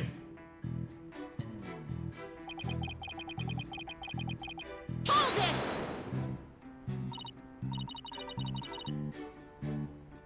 Alright, I'll take you up on your kind offer. I expected as much. So go ahead, ask away.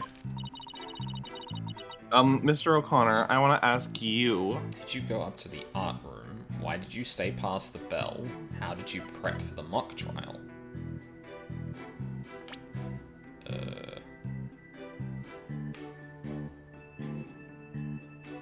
No, where's the actual... Oh, there we go. Mentally prepared for the mock trial. I meditated at the archery range. Isn't that just asking him the same question he answered? Why did you stay past the last bell? Why would an honor student like you ignore the last bell? I wouldn't say I ignored it. I was simply running a little late. Do you remember exactly how late? You're a stickler for details, lady. But, if I had to say, it was maybe about 10-15 minutes late. If you think it's that important, I'll add it to my testimony. I was hoping you'd say that. Final bell had rung 10-15 minutes earlier.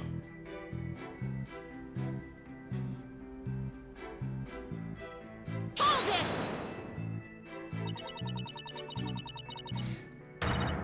You ignore the last bell for no reason? Shame on you. Athena. No, shame on you. Pressing me for no reason. Ugh. Well, people do run late sometimes, like on the day this whole case began. Ugh. Did that say, like you? Oh yeah, I missed the you bit. It appears we have a culprit in the case of the pot calling the kettle black. It too, Your Honor.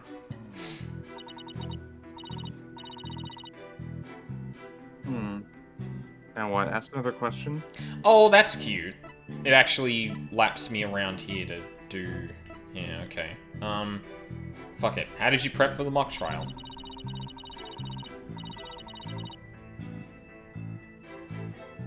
Please tell the court what you were doing on October 23rd, the day before the mock trial.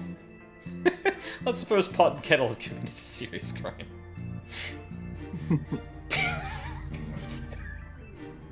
Oh god. If the Pot and Kettle were on the moon, and one called the other... Wouldn't that be fucked up? Fucked up or what? Yeah. That's an easy one. Nothing in particular. Nothing at all? You didn't help with the preparations? You don't get it, do you?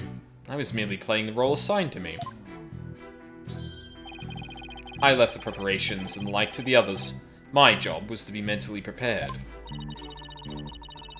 We put our heart and soul into getting things ready. Will he just sat on his behind? So he's basically admitting that, oh yeah, I wasn't doing much between the hours of 6 to 7:15.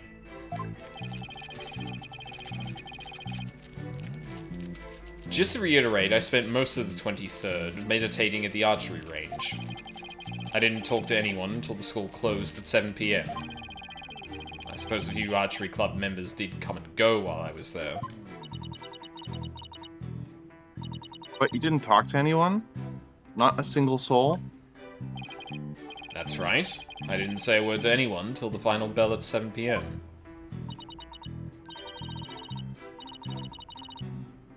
I see. This is crucial information. Please add it to your testimony. I don't know if you're bluffing, but if you are, you have a pretty good poker face. That or you might be stupid, I'm not quite sure which. I didn't talk to anyone until the final bell. I'd been meditating alone at the archery range. Anyone? You didn't talk to anyone? Do we actually have evidence for that? I don't think so. You don't have any evidence about what people might have been up to on the day before the trial?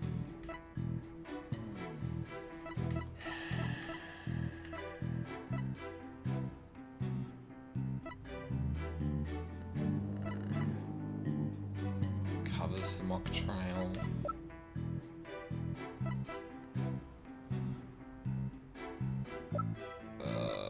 I don't think so.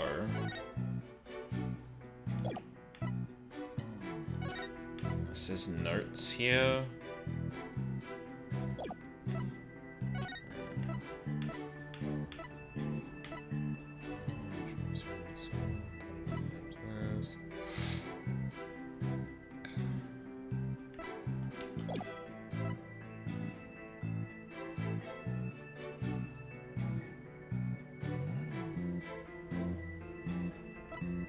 I don't know. Hold it!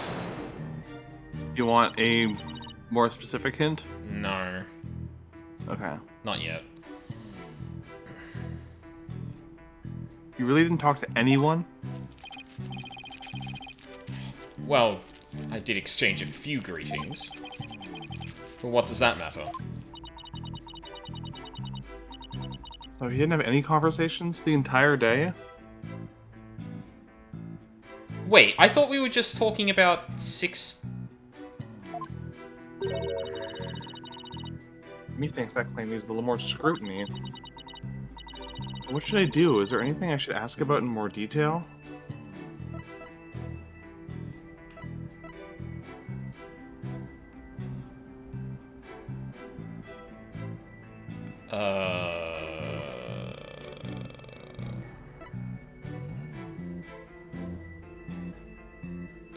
So this seems to be the thing I need to contradict, but I'm gonna take a detour just to hear this out for a second. Okay. Did you stop by the art room, or as it's now known, the scene of the crime? No, I didn't. Can you prove it? As much as I'd like to say I could, I can't. But let me ask you, can you prove that I did? As much as I'd like to say I could, I can't. But I will ask how often you do visit there. Hardly ever. There's no reason for me to be there anyway. There's no reason for you to be there? Is there an echo in here? If something's bothering you, I'll just add it to my testimony. I'll consider it. Thank you for noticing. Let's add your statement to your testimony. Let me add, I never went to the art room. There's no reason for me to be there. Yeah. Spider child seemed to usual self. Prepare for the mock trial, meditate at the art room. Do I really have nothing that, like...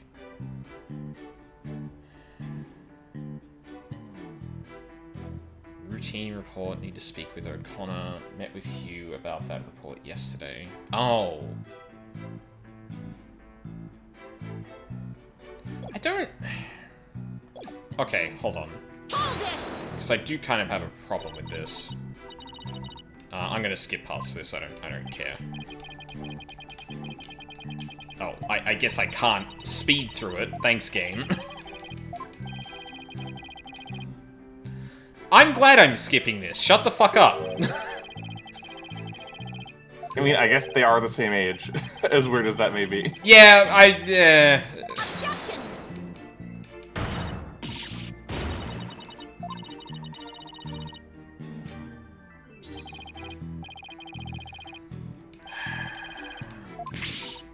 Jesus Christ. There was probably comedy in there, but also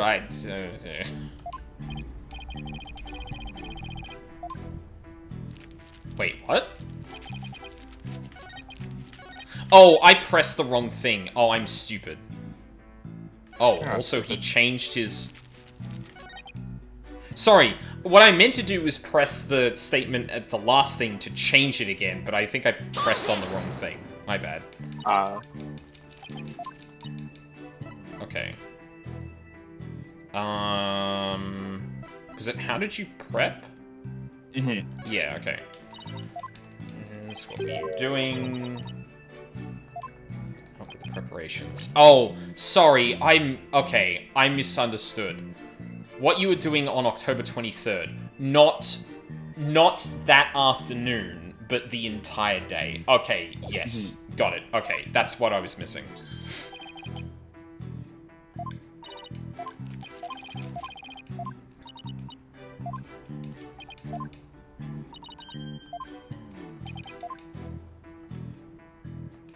Yeah, so... Objection!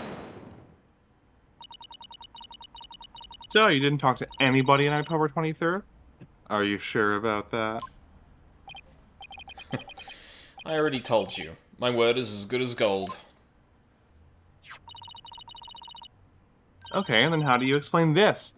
And don't spare any details. Sorry, never seen that before. This is the victim's planner. She recorded all of her plans in great detail.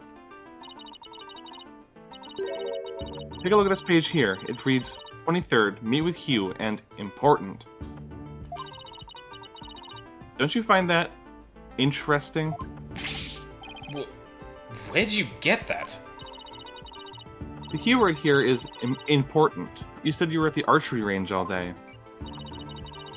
But you also said a few students came and went while you were there. That doesn't sound like a great place for an important talk. Well, the entire campus was buzzing with activity before the mock trial. Where could they have possibly had a private conversation? Thought about that too.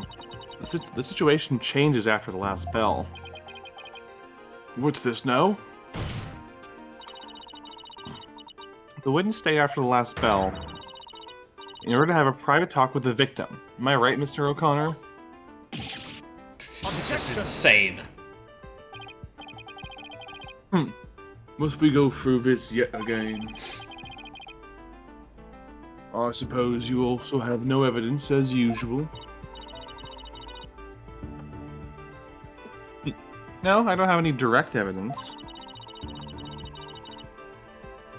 However, the witness was meditating until after the last bell. And he attempted to conceal his private meeting with the victim. First Robin, now me. Who are you going to accuse next? You're just another unscrupulous attorney looking to get ahead.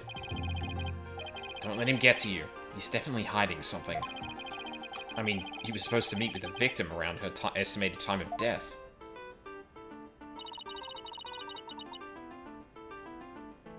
I had my suspicions about Robin, but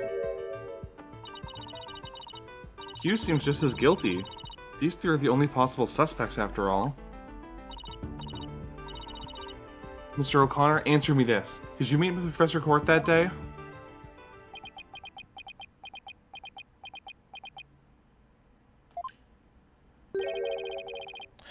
Sorry, Miss Jailbird Prosecutor. I don't mean to steal your thunder, but I have something to say. It will save me some trouble, and by all means, speak away. Oh, I love it when people make my job easier. Or do my work for me. Sooner you finish up here, sooner I can go home and eat me slop. If you would recall, Miss Sykes, the voice on the tape recorder was female. Knowing that, I'd like you to explain how I could possibly be a suspect. Because it was the victim who said something.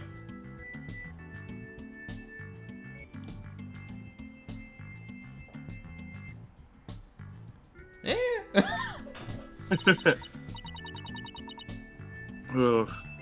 He has a point. Impressive. The golden boy here does shine gold indeed. Care to take the reins? You are more than capable of prosecuting this case. It's unpaid labor, though. Sorry, they're not even paying me. Sorry, but I'm studying to be a lawyer. What a pity. To think such genius is to be wasted on mere lawyering. Oh, that got under his skin. Huh. At last your moment is here, Sykes Stono. Time to refute Golden Boy's statement. What are you playing at, Blackwell? And prove you're the young prodigy, worthy of a badge on your lapel.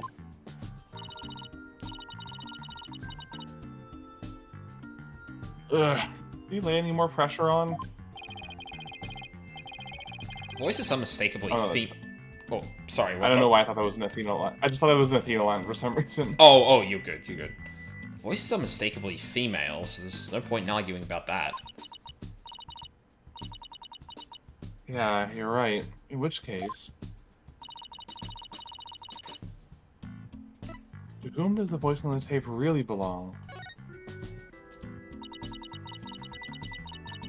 The voice on the tape belongs to the victim. That's the only thing that makes sense. Objection! Are you mad? The voice on the recording says you're a goner. That is something a murderer shouts to their victim, not the other way around. Yeah, there's a problem. You're a goner. You're a goner. You're a goner.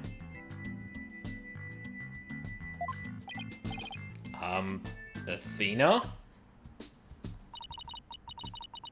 You're a goner. You a goner. You a goner. Oh. Hugh O'Connor. Hugh O'Connor? Wait a second. The hardest name to localize in the entire series. Oh my god. In every single language, it has to sound like a threat.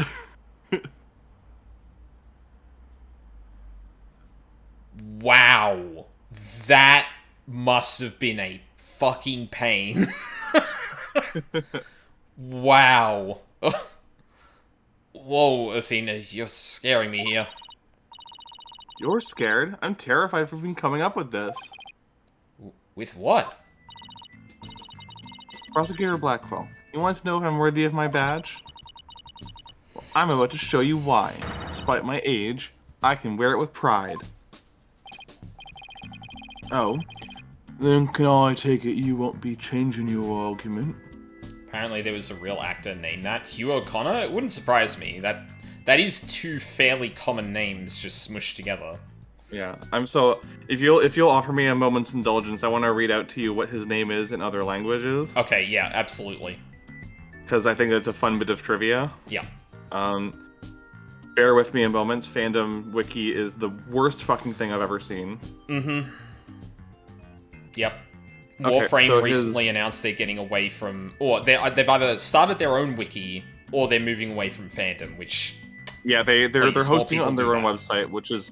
They're hosting it on their own website, and I actually have a friend who works for the Digital Extremes. Oh. As a PR representative. Yep. And he said one of the biggest things he gets asked on social media channels is, "Can you please make the Warframe wiki not fandom, please?" Yep. Because you have to use it a lot, and it's a nightmare if you're using it on a mobile or something. It sure is. Anyway, so his name in Japanese is Rei Shizuya, and the phrase "Hey Shizuya Rei," which is "Kora Shizuya Rei," sounds like "I'm gonna kill you," which is "Koroshita Yaru." Huh. Okay. In French, his name is Arthur Larcher, which is it's a double pun because Larcher means the archer, and if you say it quickly, it sounds like tattoo gaucher, which is "you ruined everything." Huh. In German, his name is Fred Reckhoff, because it sounds like "Verdict doch," which is "why don't you die?" Damn. That is that's all the wiki has, but yeah, that is an impressive feat. yeah. Because, like, up until this point, there's been a lot of situations where they've had to, like, try and change jokes and stuff like that. I'm genuinely curious if they found it harder to do this or some of the jokes. Because I could see it being either or, depending on the situation. But if they just had free reign to not necessarily make the character's name a pun and prioritize instead that, like... But either way, that's pretty fucking clean. I'm not gonna lie.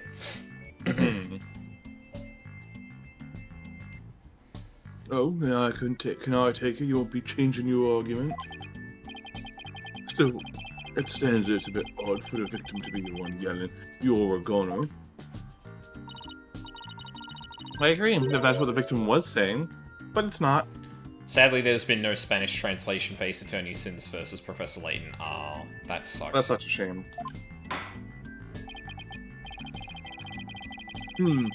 I assume you have something to back up your assertion, Miss Sykes? Not exactly, but you don't have to add fuel to his fire, Your Honor. If it is indeed Professor Court's voice on the tape, then she was shouting because she was... Threatening O'Connor, being threatened by O'Connor, scolding O'Connor. So I'm gonna say scolding. I would like to call one basic fact into question.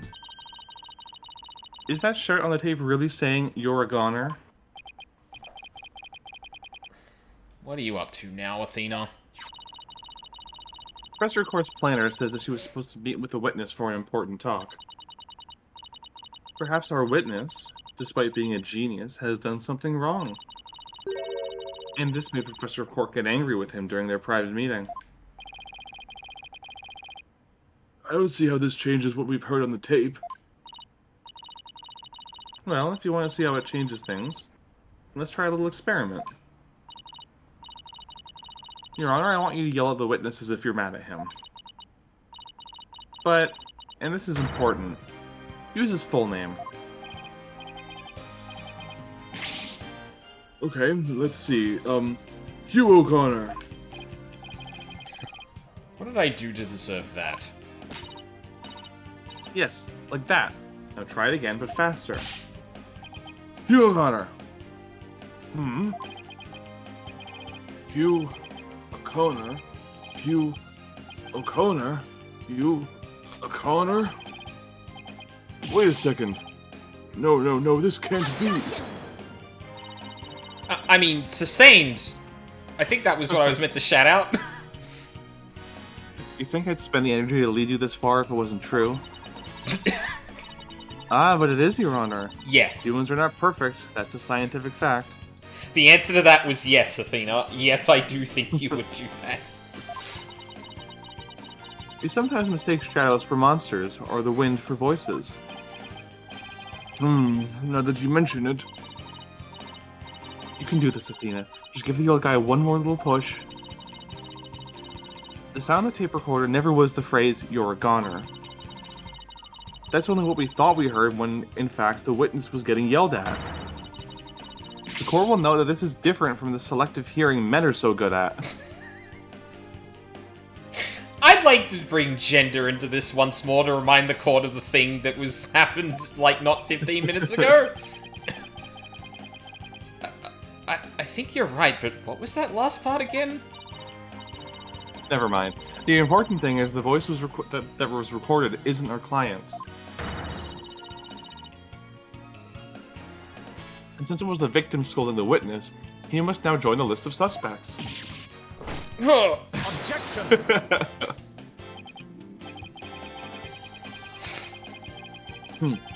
I have thought the testimony would suffice. It seems it has come to this.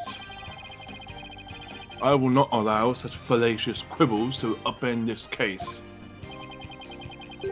The prosecution has one final piece of evidence to present to the court. Evidence? What's he gonna pull out now? Feast your eyes on this photo, and let me see that insolent look vanish from within them. That's a really good way of phrasing that. I love it. Can we...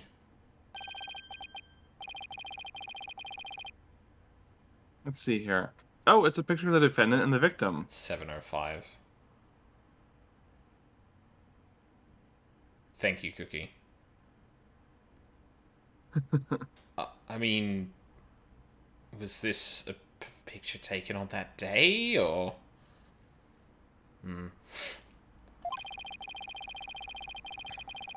Photograph shows professor and student preparing for a mock trial together. How do you know she was preparing? It doesn't... Wait, was this taken on in the art room? The room where the murder occurred? Indeed it was, but revelations do not end there. Do you see the clock on the wall? It reads 7:05, a mere 5 minutes before the voice was recorded on tape. Okay. What? The accused brutally stabbed the victim to death 5 minutes after this photo was taken.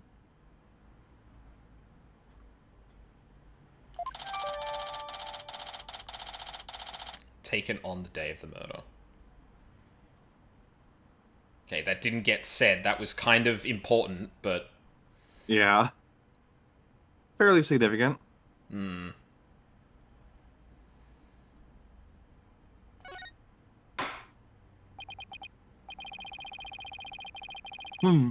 It seems the defendant's culpability in this crime is quite obvious.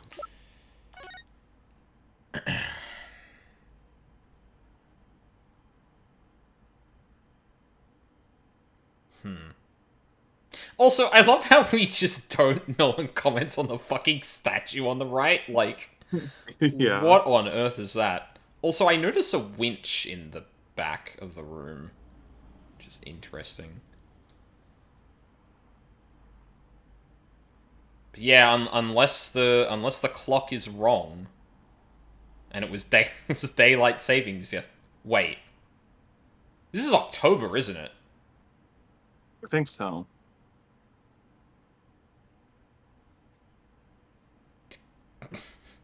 That. Oh my god. If this brings up a daylight savings thing, I'm gonna lose my mind.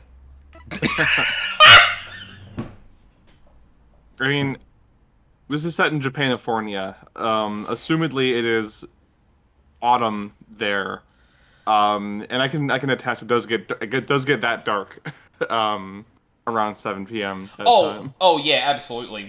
Down here, when it's autumn, like yeah, like especially like later, getting towards winter, like it can be dark that late. That's not what I'm thinking of. I'm just literally like, is there a possibility that clock is an hour fast? Oh, gotcha. Yeah, not anything to do with like the actual time of day at the window. Also, I don't think I've actually looked at this part of the profiles, and getting jump scared by Miriam. That's fucking awesome. Well, Scuttlebutt's profile Miriam. images fits perfectly in the UI. Yeah. Oh yeah. Why wouldn't it? Okay.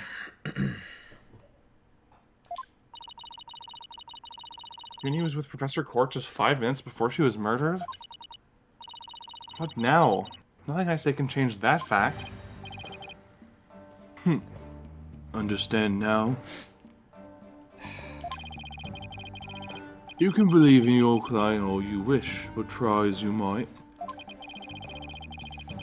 Such misplaced faith will inevitably be cut down before the cruel, steely blade of the truth. It really is unfortunate that we place sole emphasis on the on decisive evidence and only decisive evidence, eh? If only we had some other system of ruling that like could suggest there was doubt somehow in this case. Maybe doubt of the reasonable variety. Listen, Missy. The person you'd like to save more than anyone in the world. I'd be willing to wager your defense isn't what they desire. But I became a lawyer so I could. You still fail to understand, after so much pain and defeat.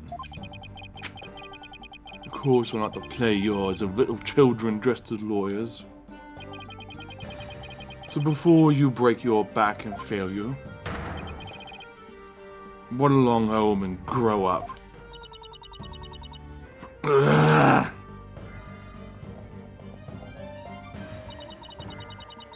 He thinks I'm giving up now. He's got another thing coming. I have to find my inner strength if I ever hope to save him. But I can't think of any way to strike back. Him? Huh? What? What? Huh? Who? That person. Got it. The worst of times are when lawyers have to force their biggest smiles. That's impossible. How could I smile under these circumstances, even if I forced it? This is badder than bad. We knew Blackwell had that one waiting in the wings. Why didn't that Twisted Samurai just present it at the beginning? Wait, maybe this was his real plan? Was he just trying to show me how weak and powerless I am?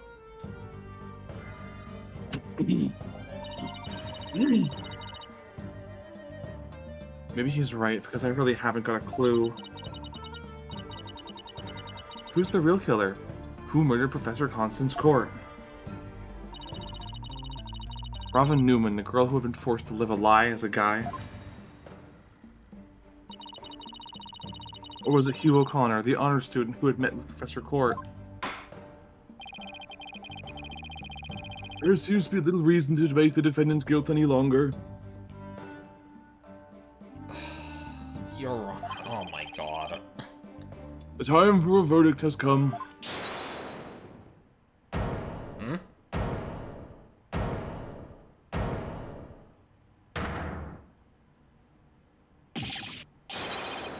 No, it's not gonna happen, man. What's the meaning of this? You can't interrupt a judge about to hand down a... Maybe, but if false verdicts are a no-no... What? Ms. Newman, please explain yourself. Juniper's not the killer. I know because I know who the real killer is. What? You do? You know who the real killer is? What's she up to now? Yep. I know because the real killer is... me.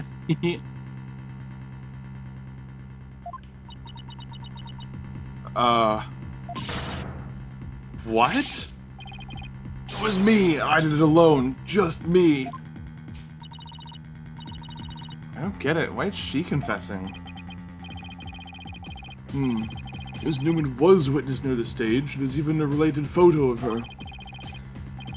The more I think about it, the more suspicious she seems. Robin Newman isn't the kind of guy who pins the blame on friends. Just so he can walk free. So she's gender fluid now? Like... Get it over with. Declare me as guilty already. Oh no. Blackwell's nightmare. Please, wait. Juniper, what are you doing? Thank you all for thank you for all you've done, Thena, but you'll have to forgive me. I can't let my friends take the blame any longer. Oh, what the fuck now? Junie, no. Don't do it. You and Robin have done nothing wrong. They have absolutely no connection to this case. The real killer is me. I alone am responsible for the entire crime. See, the problem with this is that Blackwell will just go, alright, bet. Yeah, yeah, exactly. Like, legally, in a court of law, that is a confession. Like, you can't take that back. Yeah. But at the same time, this is the second confession that's actually been thrown to the court, so I have to imagine it's like, okay, hold on a sec. Junie, you know that's not true. Hurry up and retract your statement. I'm afraid it is true. Forgive me, Thena. I swear to God, if Juniper's like, oh, but it's my fault that Court got killed, I'm gonna be mad.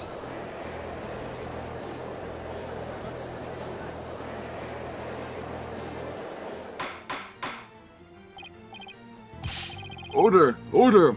Will somebody please explain what's going on here? I see right through your cheap ploy. School rules state a prior conviction terminates one's eligibility to graduate. A guilty verdict here would make whatever dreams one had go up in a puff of smoke. Oh, I wasn't aware. Even meek little mice will fight in the corner. A pitiful spectacle, I might add. Yes, it really is good that that school manages to make sure lawyers and prosecutors can't be criminals.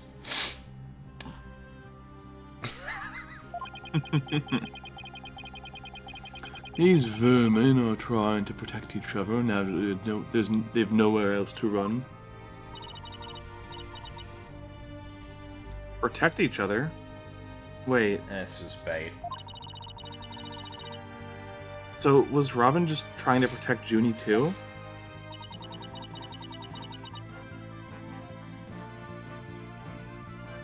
If so, then the real killer is...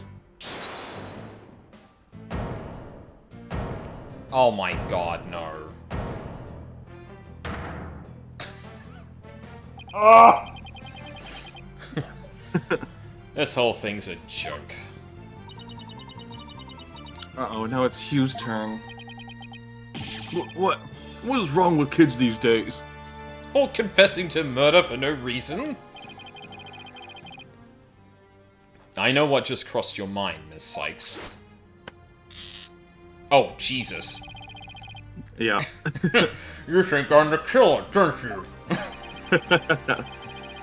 Wow, he really is a genius. He Oh, even knows what that's you're Apollo. thinking. Oh, sorry. No, you good. Wow, he really is a genius. He even knows what you're thinking.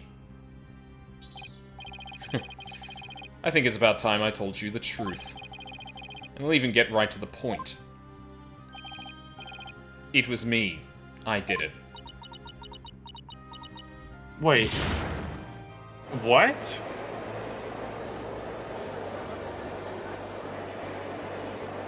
Jesus Christ. Now both potential suspects are claiming to be the real killer? I am so confused right now. If you still have doubts, how about I detail my murder plot? It's absolute genius. Enough of this nonsense. This is a court of law, not the set of some high school drama. I see I have no choice. I'm afraid I'll have to... Boy, wait your boldness. I'm sorry, Prosecutor Blackwell, but I'm in no position to hand down a verdict just yet. I am hoping the defense and prosecution can come up with some airtight evidence. That is why I'm going to give you both the rest of the day to continue investigating this case. Pinch me, I think I'm dreaming. Fine. Do as you wish. Oh, another 24 hours of this bloody shit. God, fucking... This brings today's trial proceedings to a close. Blackwell's like, full the prison, see if they can get my execution moved up. Yeah. I can't die yet. Court is adjourned. Jeez.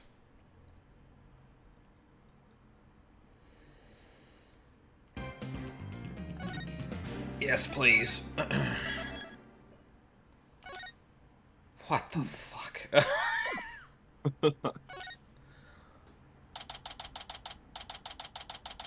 I mean, just from evidence and stuff like that, it is pretty shaky for all of them, but none of them are airtight. Like, we suddenly got this photo that was taken 5 minutes beforehand, which, like, first of all, who took the photo? Oh, fuck. And Robin talked about the fact she had a camera to take a picture of a note. So, like, she would have a camera.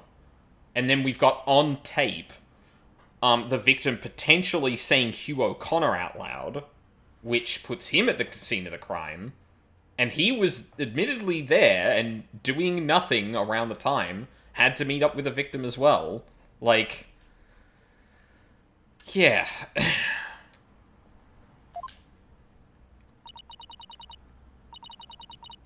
Sorry, boss. I couldn't do it. You know, that one little bit of advice you gave me?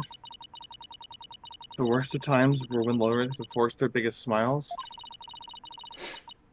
I don't know exactly what you meant. But there was no way I could force a smile in that courtroom today. I'm just glad you remember that. But how about relaxing a little? Relax. Not gonna happen.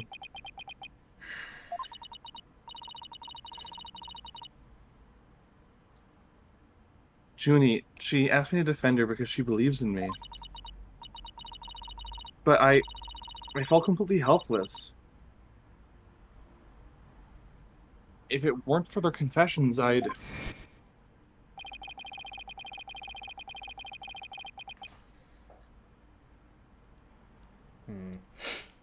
But if this trial proceeds in the same manner and ends in the same way as the mock trial, would you not lose everything you've worked so hard to gain? Well, I'll just have to make sure that doesn't happen then, won't I? No, I can't lose it all. Not now. You okay, Athena? You're turning kind of pale. I can't just stand around here. I'm gonna finish the investigation. Can you wait? I just took a batch of freshly baked cookies out of my magic panties. Thanks, but I better get going. Save you one for when I get back. Oh, you wait here. I need to see Junie at the detention center right away. No, wait. I'm going with you. Sorry, Mr. Wright, but I better go too. No problem. You two be careful. Junie? What the fuck? There's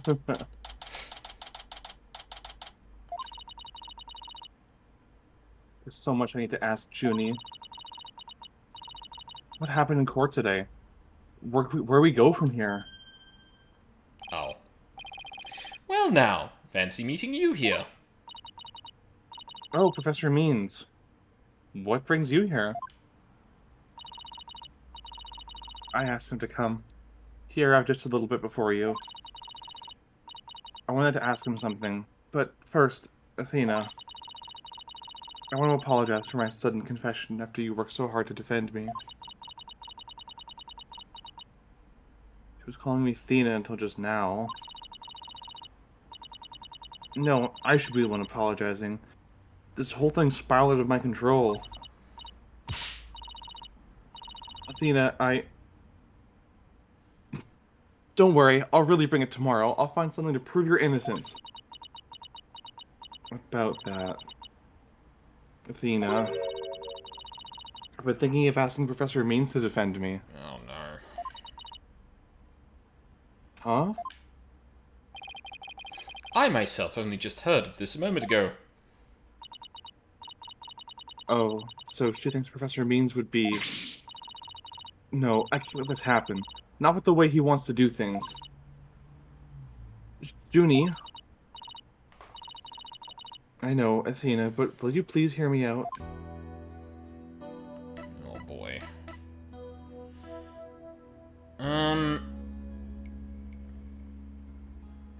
Should we take one more break before we... Let's probably go for like another hour or so. Probably, yeah.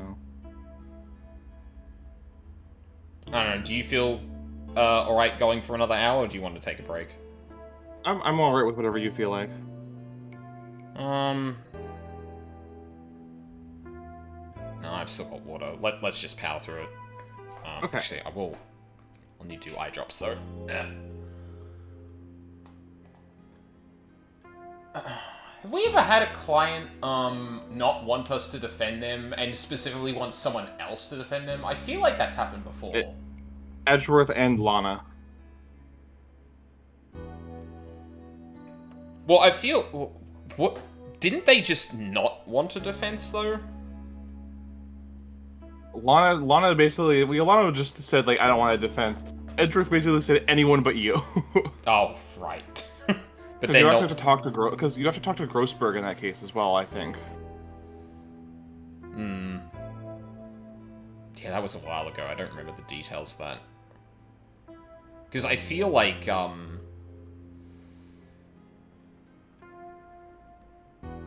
But then I feel like no one was going to take his case. Or, no, I might be confusing that with, Mia. Oh, sorry, Maya. And the red-white case. Why change lawyers?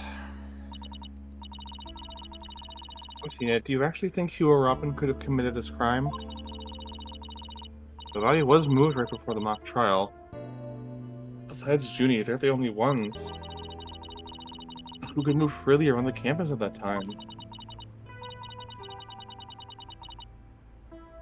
I'm sorry, Junie, but at this point, I can't rule it out. I was afraid you'd say that. Juniper is seeking a lawyer who can clear all three of their names. Only I am capable of such a feat. But how could you possibly prove all three of them are innocent? I am a result-oriented person. Come tomorrow, I won't fail to have the perfect piece of evidence ready. Well, the end really does justify the means. Especially for me, Professor Aristotle Means. That's so Fucking goofy. you dipshit. Ugh, I really don't like the sound of that.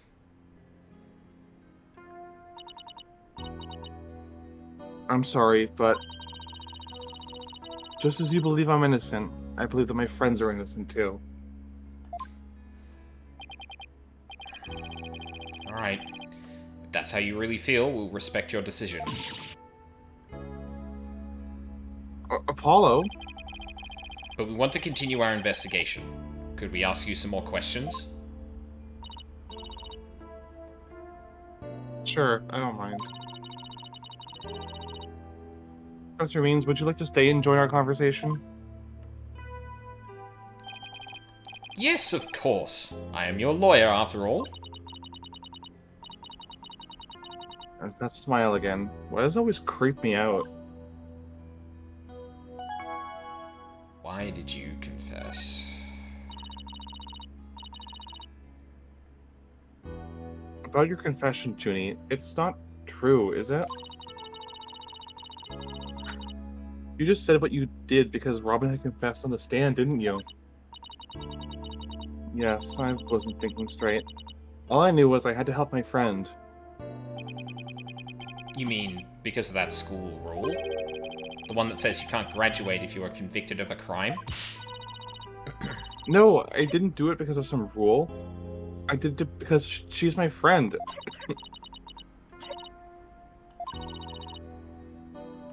Why is there discord in her voice again? Could it really be that the friendship between the three of them is on the rocks?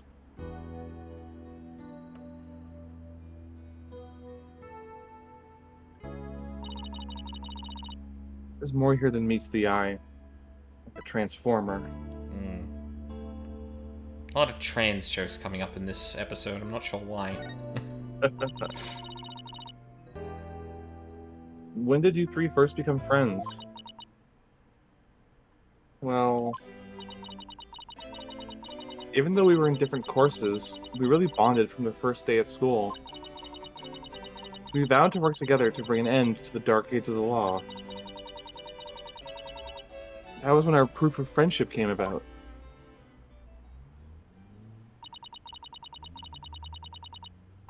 That proof of friendship thing again. I wish it were just as simple as that. We even have proof of our friendship. Yeah, as long as our friendship lasts, you can bet we'll be carrying them around.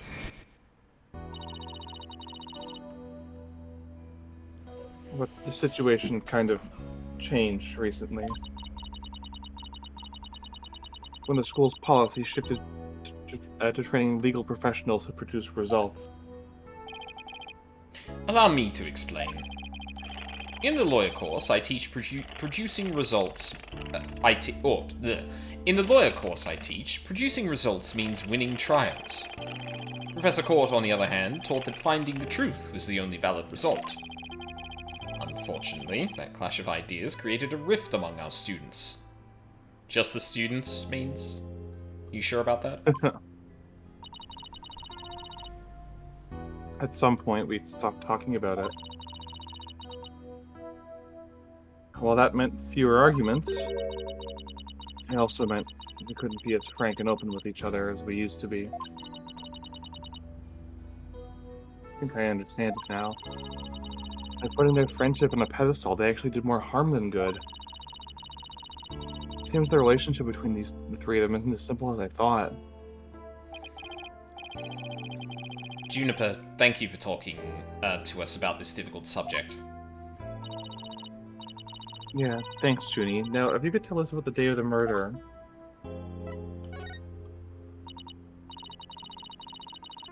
Junie, you told us yesterday that you went home a little after 6 p.m. Was that a lie? I'm sorry I didn't tell you this before, but what actually happened was I left the art room a little after 6 p.m. and headed over to my dressing room where I worked on my stage costume until 7.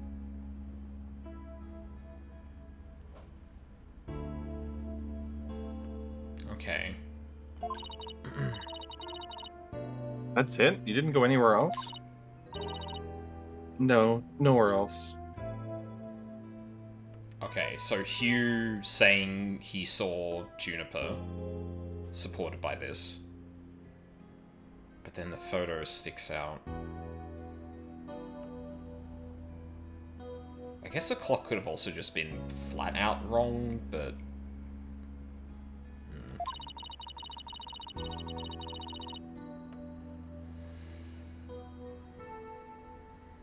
That really were it. There would be no reason to lie in the first place. She's got to be hiding something else. Junie, do you remember this picture? Yes, but something's wrong here. Uh-huh. Wrong? What's wrong? I took this picture at around 6, which was before I left the art room. Yeah. The clock here says it's just after 7. By 7, I'd already been working in my dressing room for some time. So there's definitely something wrong with this picture. I guess we better go check the art room. Okay, just one last question about the day of the murder.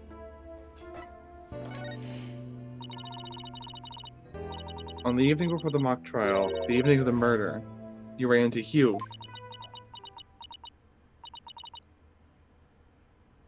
Yes, I did. 7:15, went to the main building before going home. That's when I saw Juniper. We didn't say much as we passed by each other. She seemed her usual self. Did we really need the last line here? God.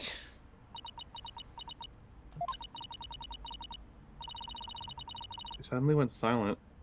She always was terrible at hiding things. Were you trying to keep their meeting a secret by lying about going home at 6? Alright, I won't press the matter any further. I mean, if she was still around, she'd have to say whether or not she saw Hugh, and it's just easier to route that topic by just, no, left at 6. Is there anything else you noticed on the night of the murder? Well, I don't know if this will help, but that evening I went back to my dressing room to get something I'd forgotten there. It was well after the last bell rang. I'd say maybe around 8:30. Oh my god. Fuck. Around 8:30, huh? That's over an hour after when the crime supposedly took place. That's when I noticed both stage statues were finished. They were quite large, and they were each covered with a white sheet, but I could tell. Maybe happy to think after all that hard work they were finally finished. Oh, right, the statues that Robin made. So they were covered in white sheets?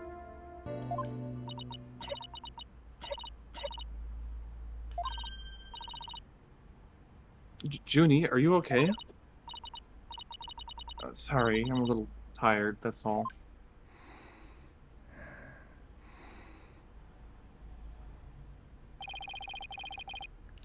Athena, I think this meeting is over. Professor Means, I will use any means possible to get the result I want in Juniper's case. But it will require considerable preparation, so I must be off. I've got to go, falsify some evidence. The phrase was escaping me. Junie and Professor Means, I have a proposal. A proposal? Wait, this is another one of your crazy... By sundown today. Yes. I, Athena Sykes, along with Apollo Justice, Wait a second, don't drag my name into... we're going to discover the truth behind this murder mystery. What? And we're going to bring you solid evidence showing just what the truth is. I see. So it has come to this, has it? If we succeed in doing that, I want you to promise that you'll accept it, Junie, no matter how hard it is to hear.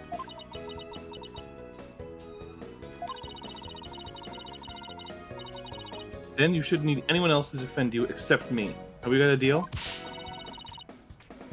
I trust that's okay with you too, Professor Means? I have no objections, as long as Juniper is satisfied with this arrangement.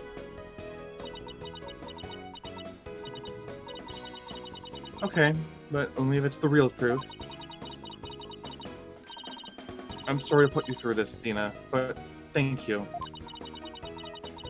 I've been thinking only of myself this whole time. Junie, it's way too early to thank me. But you can thank me all you want once I get to the bottom of this. Very well. I will see you back here at sundown. Why would you say at sundown in October, Athena? Yeah. Dummy.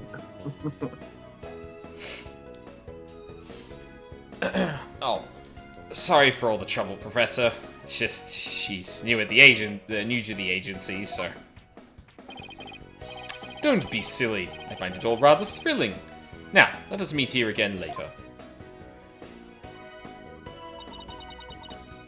Forge evidence. That was the word I was looking for. If you'll excuse me, I'd better go. Okay, see you later.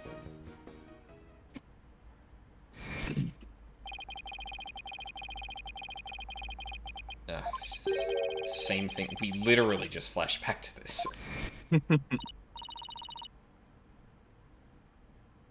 Alright, this is no time to be thinking about that. I've got an investigation to do. I will find the truth by sundown, no matter what. Paul was like, I think it's October. Look out the window. It's already sundown. Yeah. 3 o'clock in the afternoon. The sun is setting. Okay.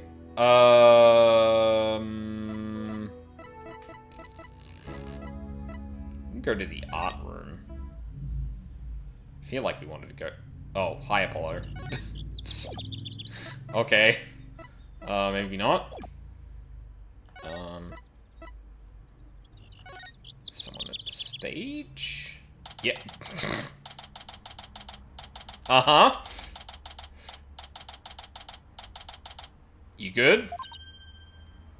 Ah. Is it my imagination or something just moved? Oh. I didn't think you'd still be around. Afternoon, you two. Prosecutor Gavin, what are you doing here? Don't you think sneaking onto campus like this is just slightly suspicious? I'll have you know I'm continuing my investigation in the strictest of confidence. I don't want to be caught napping again at tomorrow's trial. And that means a thorough investigation today. Think you can lend us a hand? Oh, I'm not one to refuse a damsel in distress. But you needn't have asked, Fräulein. I'd intended to help from the start. You're the best prosecutor, Gavin. Okay, time for a thorough investigation. I bet we missed lots of stuff yesterday. Like what? Oh. Oh, I guess we're not. Okay, cool. We're not investigating just yet. Just a cardboard box, what are you talking about? Nothing Yeah. suspicious about that. Nope. What was that noise? Must have been the wind.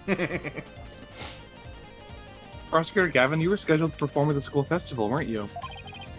So that's right, but I hadn't seen this stage until yesterday. That backdrop with the starry sky and big crescent moon isn't half bad. Hold on a fucking second.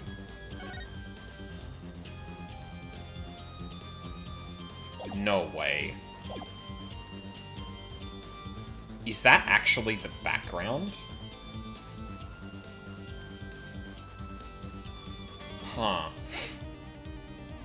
We also had some tricks up our sleeve to make the concert really rock. Pyrotechnics, a fog machine, big banners, things like that. It would have looked like this.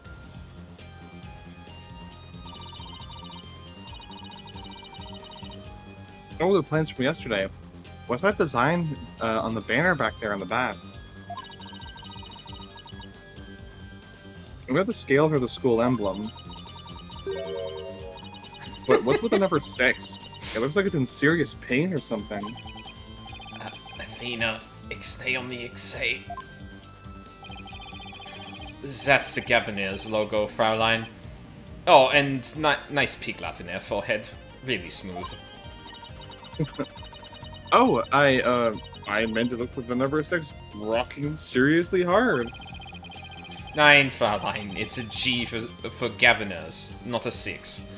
But whatever floats your pretty boat. So, where is the banner? I don't see it anywhere on stage. It was an important part of the show, but the school managed to misplace it somehow. It's a pity. We had it specially made from heavyweight, high-grade cloth. A missing banner and 2 broken statues. There are mysteries aplenty to be solved, yeah? Come to think of it, one of the broken statues was of Prosecutor Gavin.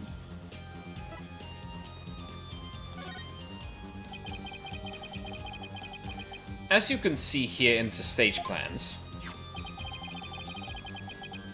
right here we have the statue of me, and right here her right statue. But little does that matter now, as we both lie in pieces thanks to you, Hair Forehead. What? What did I ever do to you? What did I ever do to you? Actually, the statue broke into rather large pieces. Why don't we try and put it back together? Maybe we'll learn something new. Oh no. Picking up the pieces of a shattered rock star. Achtung! That's one uber cool idea. There might even be a song in there somewhere. Yay, let's do this. Schnell! Is this an investigation, or am I interrupting German language club social then? Now we can examine.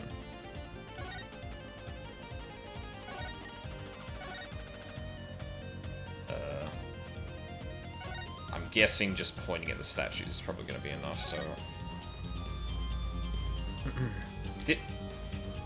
Oh. That's...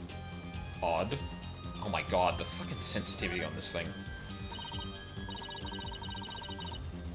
Found one, a piece of Prosecutor Gavin's shattered pride. You were saying my pride is as fragile as plaster of Paris? Looks like there are other large pieces scattered about.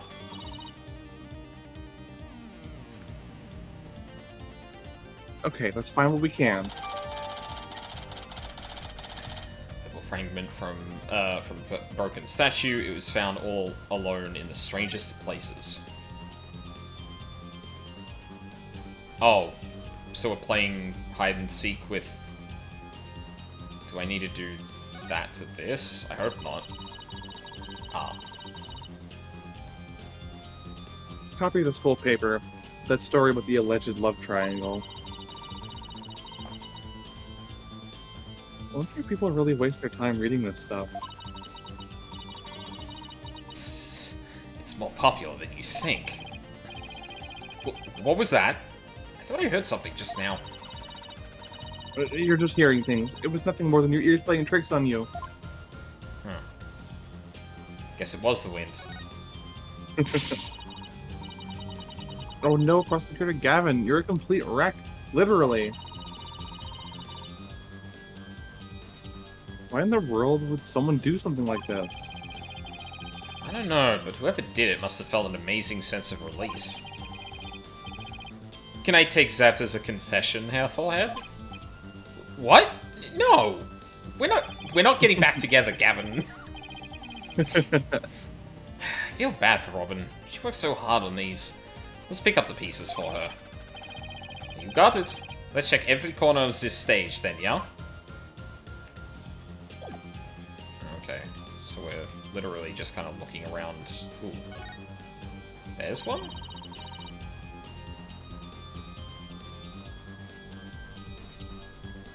Find another piece of the statue. Jeez, it must have been blasted pretty hard for it to end up there. But there should still be some more. Let's leave no stone unturned. Large white fragment. There's a distinctive shape that could be described as angular.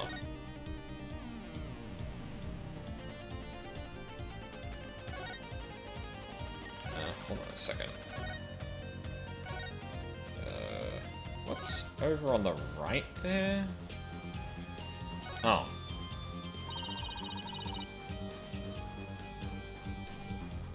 Oh, is this going to be the same dialogue? There should still be more. Yeah, okay. 2 large white fragments. It looks like it would feel good to break them. Wait, so do I have to pick up... No? Okay. Alright, I guess we look elsewhere.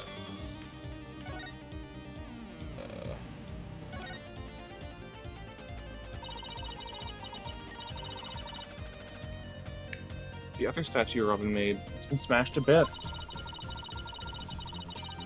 There are some larger pieces. Maybe we'll put this one back together too. Yeah, but all I see are itty-bitty ones. I wonder what Mr. Wright would think. He knew we put Prosecutor Gavin's statue back together, but left his like this. And we could always come back to it after the case is solved. I'll help you fix it.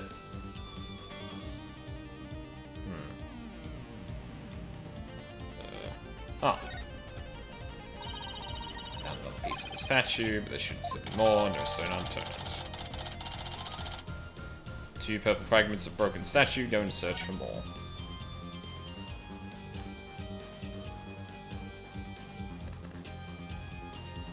Okay. No.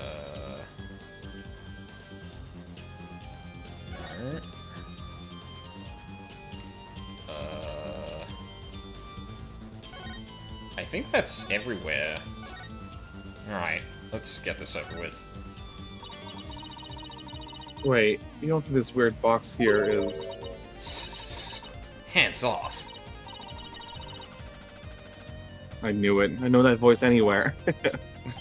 Confirming that she has a very cool husky voice. Yep. Let's just ignore it. I mean, it made its wishes loud and clear. So this is the future cardboard box technology has afforded us, huh? Awesome. Shit, in that case.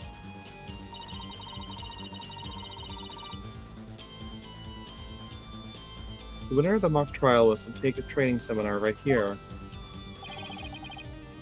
You mean Hugh or Robin?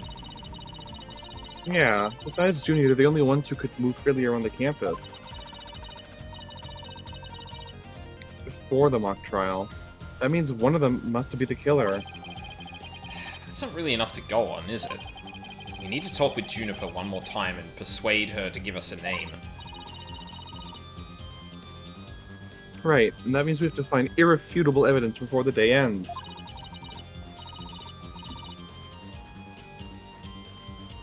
There's no time to lose, but we can't rush either. Efficiency is the key.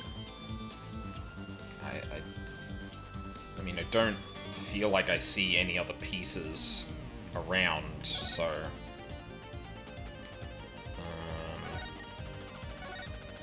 One thing we could... Oh, fuck.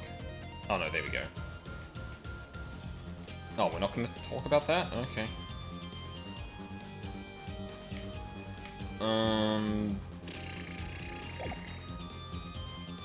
You can just start, like, poking at everything else, but I don't know if that's... Oh. Oh! Why not just spin around? That's kind of dumb. This looks like another piece of the statue. Thanks, Apollo. This makes 5 pieces in all. I think we have all we're going to find. Okay, let's get back to where Prosecutor Gavin was shattered. I think you may want to revert that. 3 purple fragments of a broken statue that originally stood on a pedestal on stage.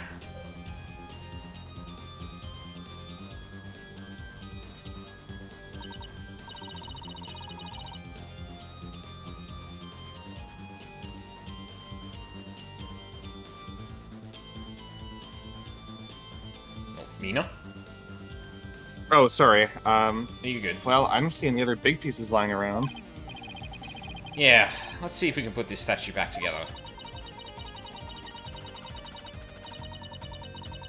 Alright, Apollo. You come over here, and Prosecutor Gavin, if you could hold this...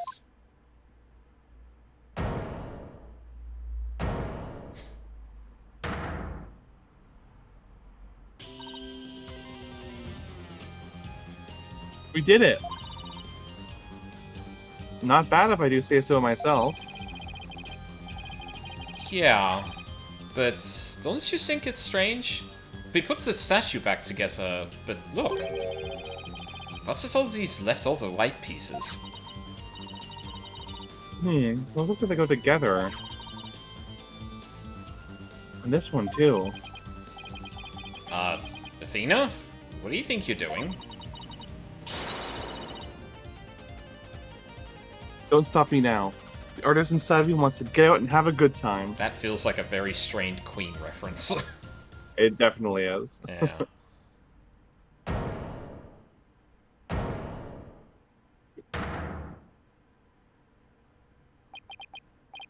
So, what is it? Ah, it's the goddess of law holding a pair of scales in one hand and a sword in the other. That's quite the feat you pulled off there, Fraulein. Whew. I love that feeling you get after you work really hard on something. No. I know who it was. I meant to ask, what's it doing here? Not sure. There's no statue like this in the stage plans. Still, I could swear I've seen this statue somewhere before. What the fuck was that?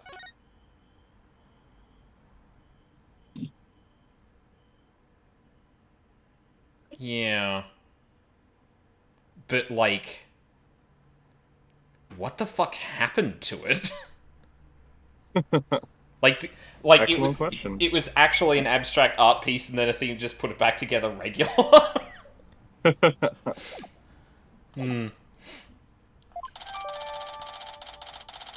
This and the statue of Clavier were broken at the same time, but have been repaired. No one knows where it came from.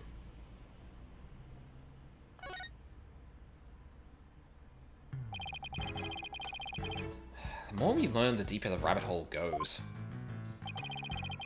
At least they're moving in the right direction. Let's keep searching the stage for clues. I've been wondering about something this whole time.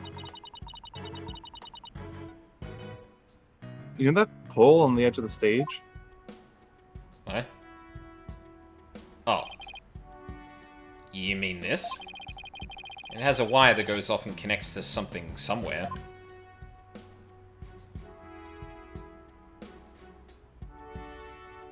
Oh.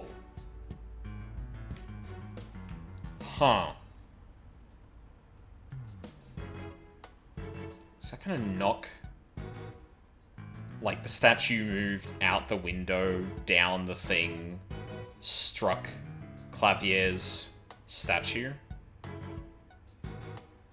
I don't know if the game kind of gave something away here where it says they were broken at the same time, but that was definitely something that wasn't stated, but now they've connected the two together. This fire's for hanging banners over the stage. One of the policemen who was here earlier was checking how it worked. Oh, so that's why the banner looks like it's out of place. The banners are hung and removed from the art room over there. That's the art room over there? As the scene of the crime? Bingo, Fräulein. Still crawling with cops, though. Hey. That's right. Hey, anyone in the art room? Yes! I'm a little busy at the moment. Yeah, there he is. Oh! It's you of all people! It's you people! Ha ha ha! In justice we trust! I'm Detective Fulbright. In justice we trust.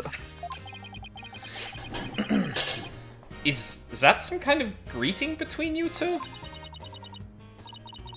Detective Fulbright, can you lower that banner from there? Actually, you know what? I can do one better. Just leave it to me! Oh, of course! Just leave it to me!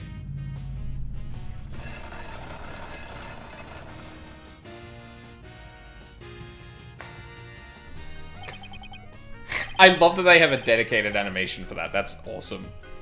It's really good. How's that?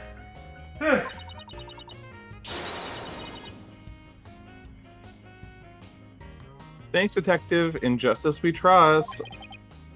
Ha ha ha! Always glad to help. In justice we trust.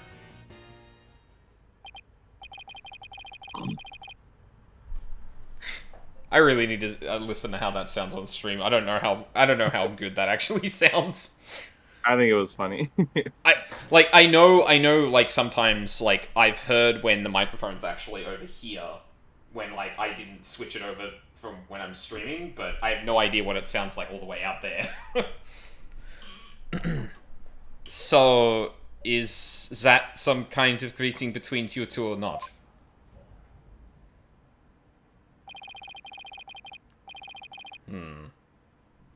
Well, looks like the banner's down now. Let's go take a look.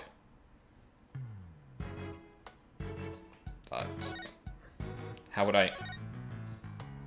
I click on it? Look at this banner. I don't think it would flap very well in the wind. Yeah, it's like it's tied up like it's meant to be carrying something. An unflappable banner? Hey, I like that. It goes perfect with unflappable lawyers and unflappable rockers. It's like it was made for this very stage. Look at this. The bottom part is all knotted up. Let me try and unravel it. Is blurred. Maybe. Oh, there's a stain on it. Jeez, you really have to? You don't come across an unflappable banner every day. Athena, there are some things that have to yield to forces beyond themselves. God. What a cruel world we live in. What are you two talking about? Hey, a scrap of paper was caught up inside. It's blowing away. I got it. Yes. Great catch, huh?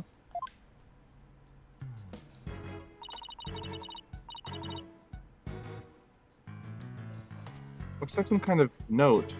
What does it say? I don't have a torn page. 120. October Hue 120. What's that supposed to mean? That score may be pretty impressive when you consider that 100's a perfect score. Thank you, Cookie. 120 plays it. I don't see how even Hugh can get beyond perfect. Caroline, shall we inspect Zabana, Zabana again, now that it has been unraveled?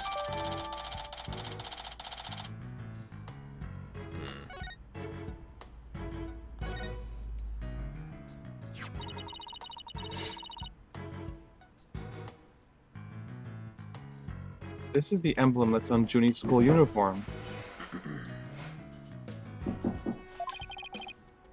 Hey, you're right.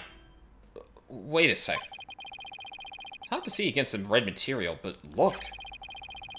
There's a dark red stain here, just under the emblem. This banner was on a wire connected to the art room. Right, and the art room is where the murder occurred. Are you thinking what I'm thinking? I think I am, B2. This stain might be from the victim's blood. Large banner that was hung by a wire between the stage and art room. A trace amount of blood was found on it. Okay.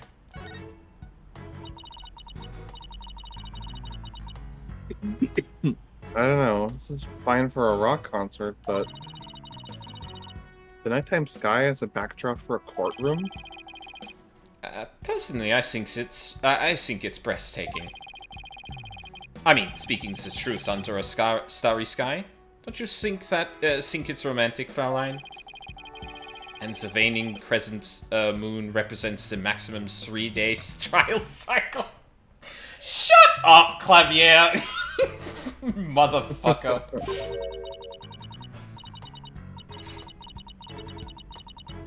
3-day trials outdoors? No thanks. If it starts raining, my hair will be ruined.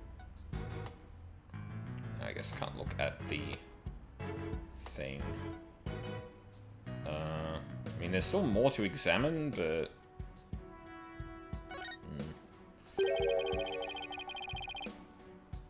This statue doesn't look anything like you or Mr. Wright. There's a goddess bearing scales and a sword. She's a symbol of fairness and strength. But she and her symbols were shattered along with the statues of you and Miss. Oh, sorry, that's Athena. Fuck, my bad. But she and her symbols were shattered along with the statues of you and Mr. Wright. I guess it could have gone all the way along the wire and knocked both of them down, potentially. I will also say, it was very unclear that there was even another statue here. And, like, that's not a super important detail, but at the same time, like... Yeah, like, it would have been a neat thing to have, like, beside, like, just, you know, bits here and there, because that could have just been from inside the Clavier statue. Like, or clearly there was, like, the scales or something just sitting around broken. Yeah.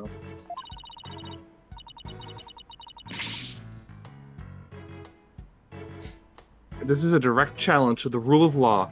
Well, if they want to fight, they've got one. Whoa, take it down a notch, Tiger. Let's save the fighting for when we find our culprit. Oh, that was probably it. Whew. That was a whole lot of poking around in such a short time. Does that mean you're satisfied? Actually, there was one more thing I wanted to check out. Mm-hmm. Oh. See the metal fence back there? I honestly thought that was the box, but...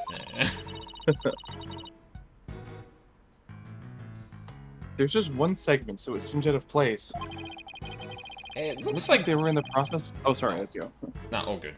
It looks like they were in the process of removing them after the stage was set up.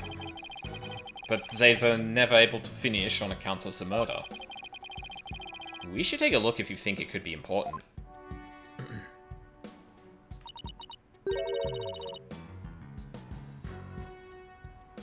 This track looks man-made. The text box is covering the majority of that. I don't know why we're focusing... I don't know why we focus this picture the way we have.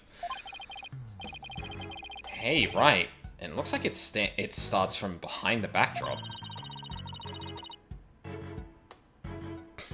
Maybe a big muddy pro wrestler was hiding back there. Well, that was totally random, but we'll never know until we take a look.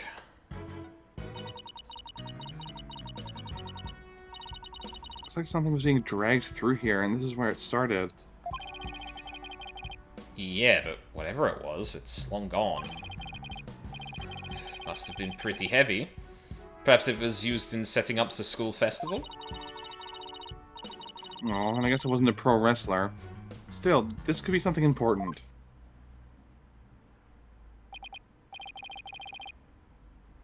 Oh, that's about it for the stage. Oh, we're not going to put that in the court record? Okay.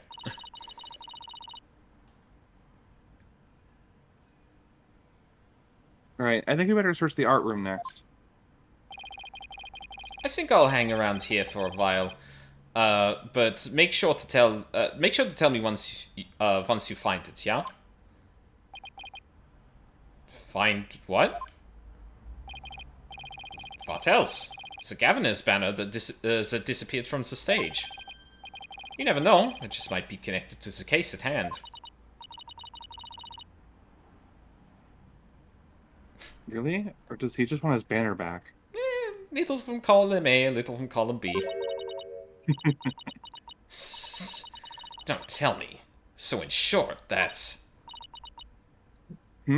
Hey.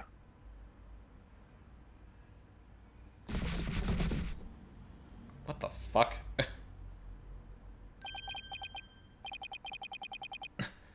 That box! It just took off running! I have a pretty good idea who that is, as I suspect you do too. Come on, we can't afford to have any weird articles written about us. That's just a Tuesday for me. The maintenance area is over in that direction. After that box!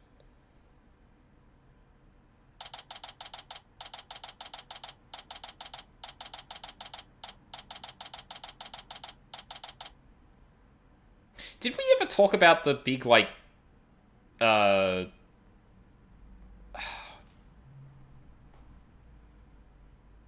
can't think of the word for it.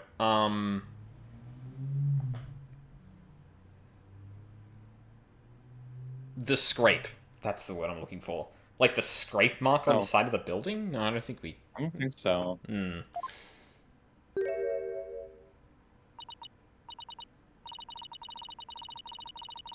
Miriam, you're liable to get tossed in the garbage truck if you hang out around here. I'm just an empty box. And that's what you do with them. You throw them away. Is that a new box, by the way? It is, yeah. Awesome. The one yesterday was for Panda Oh. Inc. Athena's asking that. Damn. Good job, Hey, Cam. did you change boxes? I like the new look. What does it matter anymore? I was a complete failure in court today. My work, my pride, my dreams, everything I've worked so hard for, gone.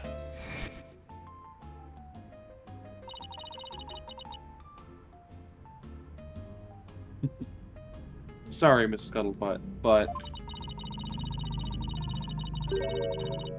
Doesn't believing you had a scoop when you really didn't make you a failure as a reporter? Failure as a reporter? Ugh. They just really wanted to show her breakdown again. Yeah, they really did. Fucking love the laptop falling out of it. It's such a good so fucking good. gag. That's the only thing she cares about out of what fell down. Come to think of it, calling her a failure as a reporter might have been a bit extreme.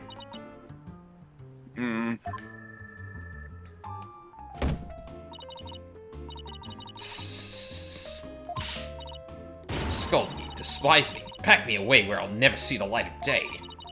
I've been cast aside to waste away into a big pile of mushy paper mache. I kind of feel responsible for this, but... Now's our chance to prod her for information while she's vulnerable. I bet that's what you were just thinking. What kind of person do you think I am? You read me like a book. Yeah, he does that. Scuttling scuttlebutt. The depths of despair. That was you on stage earlier, wasn't it? Why'd you run off like that?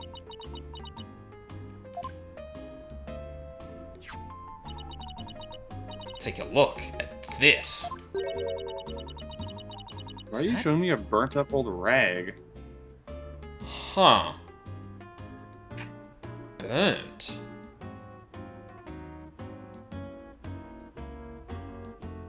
Huh. Wait, it's really hard to see, but I think that's the Gaviniers logo there.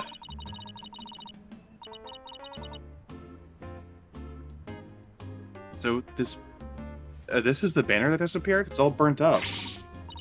Don't look at me. I just happened to find it in the incinerator.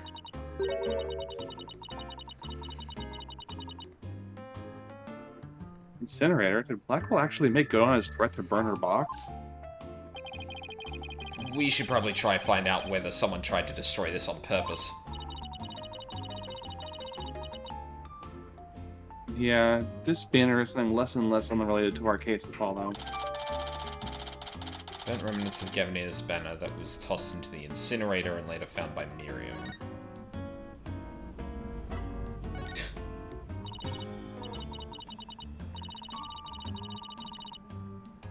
Miriam? I owe you an apology. I shouldn't have said you were a failure as a reporter. Too late. I already decided journalism isn't for me. Last step to erase all of the photos on my PC. I'm really gonna do it. Here goes. Don't.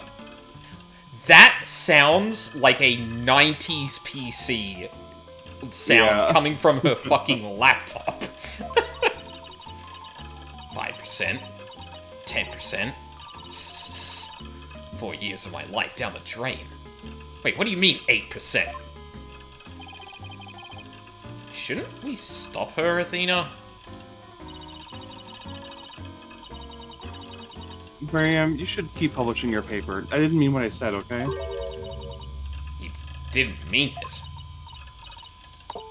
Oh, no, my photos! Stop! Cancel! Abort! I love that you can hear that winding down. Yeah. God, that's such good audio design. But again, I also go like, girl, how old is your laptop? I can hear the HDD spinning. It's a school laptop, so... Ah, it's true. Did you stop it in time? They haven't had the budget to update them in years.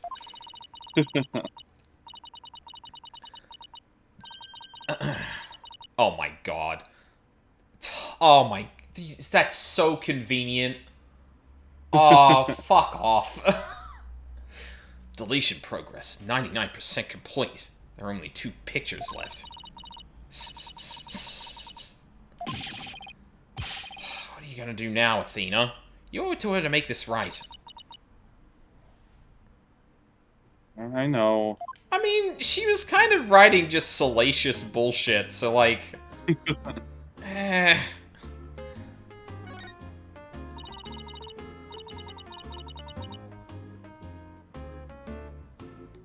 Don't worry, Miriam.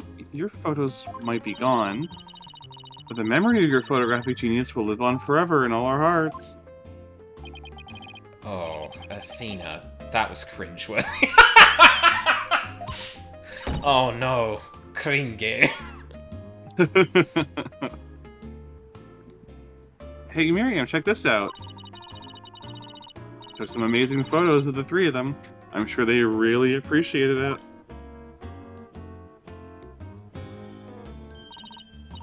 Obviously, I'm the ace member of the newspaper club.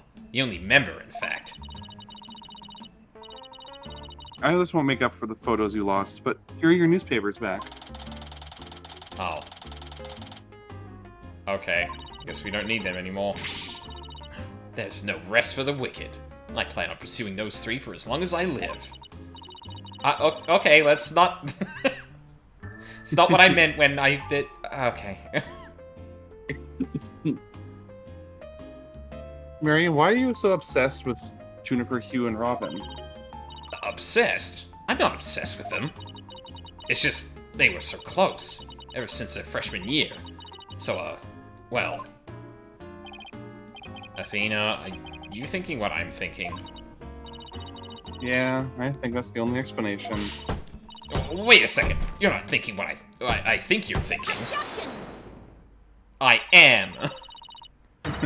That's exactly what he's thinking, Miriam. You want in on their little trio, which was adorably foreshadowed by what her laptop background is. Yeah, exactly. Yeah. Yeah, I hold that shitty Photoshop job so close to my heart. Yeah. How do you possibly know that? Oh.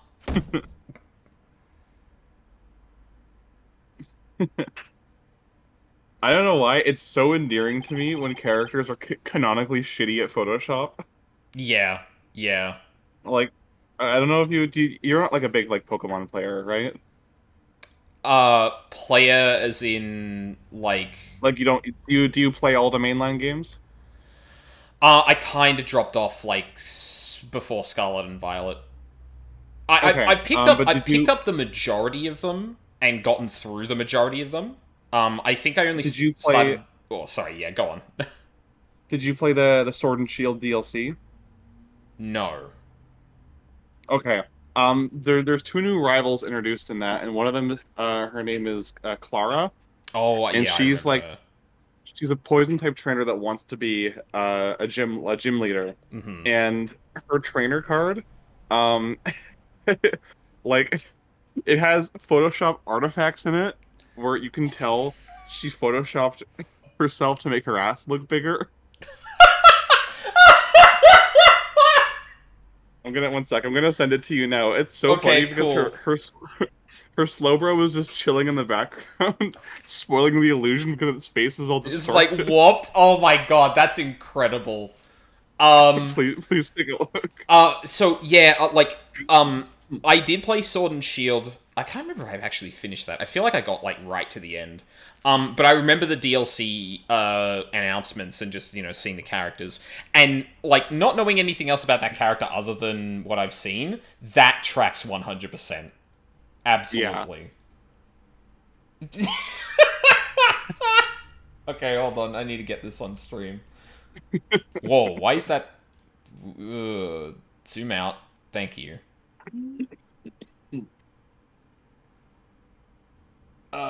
Okay, hold on. Where's Chrome? That one. There we go. Just. A fucking whop, slow bro. What is she even? I will say I feel like the exact like warping and positioning of this doesn't quite make sense because like the thing It feels like it was edited to be less daring, but it is right around where her tits would be, like on the same yes plane. no absolutely and like maybe I could believe that she's like cut out her arm and then did that and then put the arm back so it doesn't look like her arm is warped, but then she just didn't unwarp the fucking sloper. Oh, that's incredible. Jesus. It's so funny. It makes me laugh so hard, and it's like again, I saw that I got instantly endeared to her. I saw Yeah. Miriam's like shitty Photoshop job, instantly endeared. It's a great way of making a character look a little bit tech savvy, but also a dork. Yes, absolutely. Oh god. Yeah, that like I feel it was probably it's probably Lucy, not Lone. It would track more for Lucy on like Twitter and Blue Sky that I was following around that time that dropped. And like yeah, that definitely that the kind of like what do I want to say? Like a little conceited um uh oh, actually, I'm struggling to find the words. Yeah. Oh. Phew. That reads 100% for her character, like the very little read I got on her. And yeah, I agree. Shit like that is like such good character details. Um That is such a very specific shitty Photoshop job too, because most people think of shitty Photoshop jobs and think of Miriam's example, right, where you didn't cut out the background enough that like you clearly were placed there. But like the whole like social media like selfie trend of doing shit like that and just not quite having the finesse to really like warp things and not make the rest of it seem like it was warped. It's such a specific kind of that like, says so much. It's so good. It's great. I love it. Yeah. That's one abused laptop. No wonder its fan is going that fast all the time. My laptop won't turn on. Never thought my life would end so soon. Mere 17 years. Oh, me as fuck. I love her. She's such a fucking dork. Yeah. I would feel really bad. Oh, I know. Miriam, we have a laptop at the office. We'd be happy to lend it to you. Athena? No. Huh? You have a laptop I could use? Sure. Well, on one condition. I want you to ask Junie, Hugh, and Robin if you can hang out with them. What?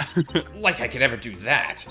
We'll give you this extremely expensive piece of machinery, but in exchange, you have to be emotionally honest with yourself. Yeah. Sorry, but that's the deal. If you want to borrow our laptop, she goes through all that. She musters up the courage to confess that she wants to hang out with them, and then she gets to the Wright & Co. offices and it's just like a fucking shitty Chromebook. Yeah, I don't think the Wright & Co. law offices probably have a much better budget for technology than the fucking school, apparently. Yeah.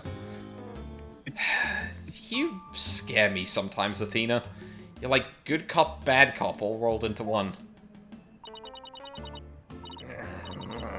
Fine, I'll do it. If that's all you want. Yay. I'll be by later to bring the laptop. Wait. It's not like I owe you anything, but here. What? Why? Oh. I love that animation too. Yeah. It's like you have arm holes, like you can just put it through there. She's like, oh, son of a... Hold on.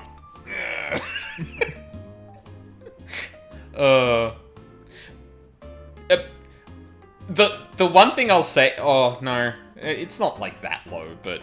Yeah, it is definitely a funnier visual that it comes out the fucking, like, letterbox style hole in the thing. Yeah.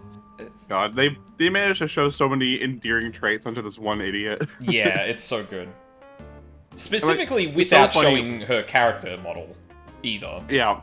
It is so funny that the game expects you to dislike her because she's, like, you know, she is, like, a shit disturber. But she's just too, like, socially awkward for me to hate her. Yeah. Yeah. Oh. Thanks. It's a set of pictures. It's not a, Actually, I can't use that example. Golden Sun, I don't know if people would get that. I would get that. I love Golden Sun. It's the difference between, like, a Ryuji and a Garrett, where I feel like Garrett just comes off as an ass. He's not much of a dork, really, or at least from memory for me. Whereas, like, Ryuji, and it took a while for me to get there, but, like, Ryuji's also a dork. He can say some stupid shit, but, like... Nah, I kinda can't hate him. Yeah. It's the same thing here, where it's just like, yeah, you're doing something objectively shitty, but you're also, like, a massive fucking dork, so... Yeah, alright.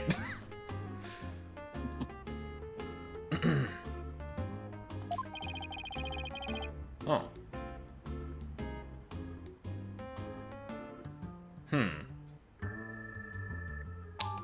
Well, it's our first evidence that Means was around here around this time. A lot to unpack in this photo. Yeah, there is a lot. Looks like they're setting up the stage. Yeah, I took them when they were putting the stage's back. The backdrop was hanging in front of the window! Oh, I called it! I was like, that asset looks strangely similar to that backdrop. Surely they didn't just do that accidentally. Yeah, I took them when they were putting the stage's backdrop into place.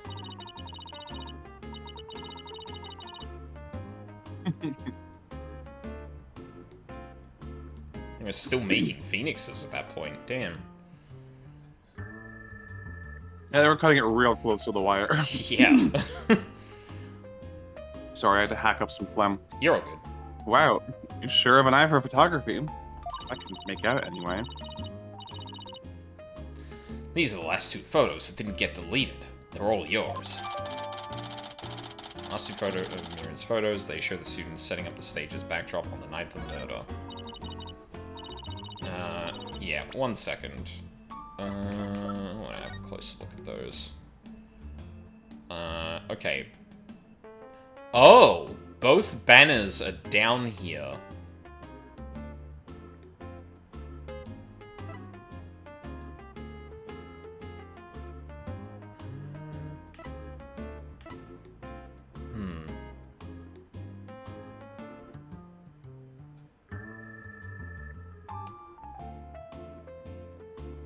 Nothing really stands out to me in this one, and that makes me feel like I'm missing something.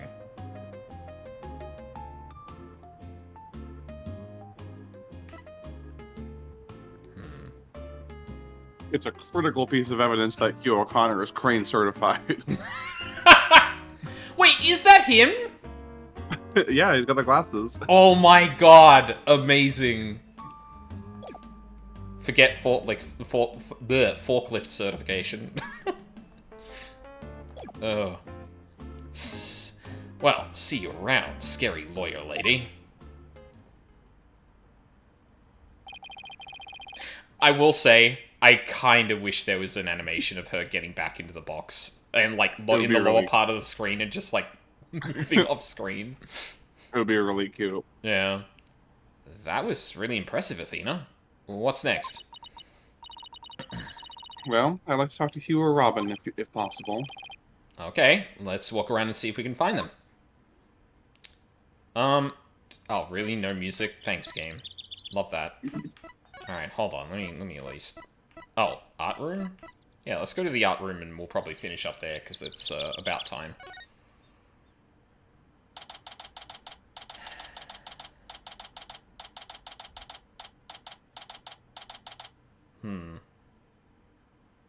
A lot of Juniper art.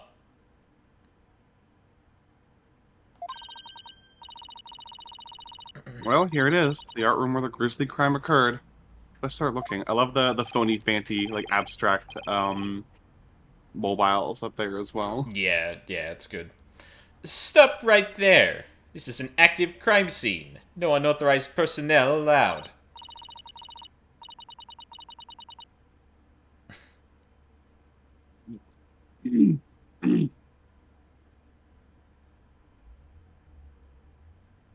Are you okay, Mina? Do you want to... Yeah. No, I'm all good. Okay. What? Can't you make an exception? You won't even notice where... That looks like an amazing digital circus character on the left. Yeah, kinda. Freeze! I don't think so.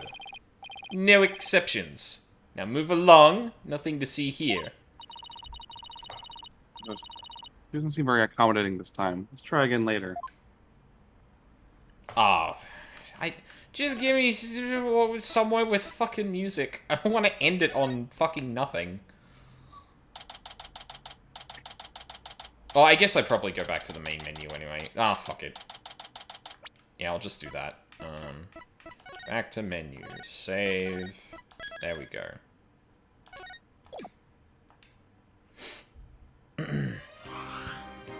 Could get some culpable curry cookie, please.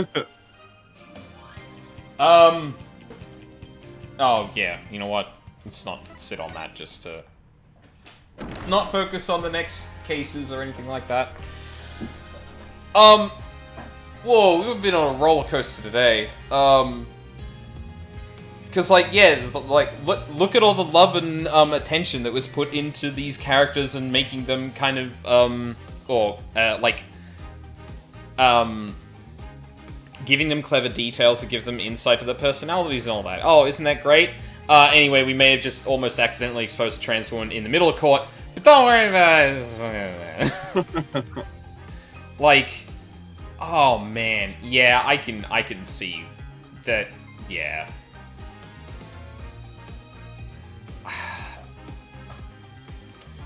Like, yeah, I don't know if there's much else to say. Like, we did kind of just say both our pieces there, and like, it's definitely giving Naoto, in terms of like just like the pure situation that it's in, but like, even P4 at least like had some reason behind it. This is just like, oh, but wouldn't it be funny? Or sorry, not funny.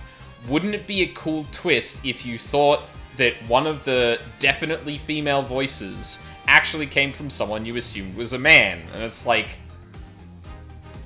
okay, but like, you realize to get to that point, we pass a very interesting situation that we could dive into a bit more and might have some interesting character No, we just keep moving past it. Anyway, the most empathetic character in the game is going to expose this in court. Like, fucking, what are we doing? And like, from the broader narrative perspective, that is the thing that bothers me. Because like, it really doesn't feel like the fact that Athena is meant to be this empathetic character who focuses on emotions and things like that, is given like a narrative arc where that is important. Like, we seem to be focusing a lot more on her backstory, which we haven't gone into yet, that is for the first time been alluded to. But like, I want to be more ingratiated to this character, and I do like Athena, don't get me wrong. But I feel like that's by no means the game actually doing her right by the narrative. It's a lot about her eccentricities, her back and forth and vibe with with Apollo and Phoenix. And that's all good, but like, yeah, just the mechanic around the emotion stuff, the fact that she's meant to be pretty good at hearing people's emotions, and just being an empath in general, like, it doesn't connect with all of the shit that's happening when Athena is actually in the courtroom, beyond, I need to introduce this mechanic now. Now, I was already kind of there, but I'm starting to see why, like, Luca was very cool on this game, but the cases were very high. Yeah. Because I'm starting to, like, I am definitely feeling that myself at this point. Special episode besides, I think. That's a bit of an exception, but it's also a very isolated one, so it doesn't necessarily contribute to the broader narrative beyond the character moments we just have. Yeah. Oh boy.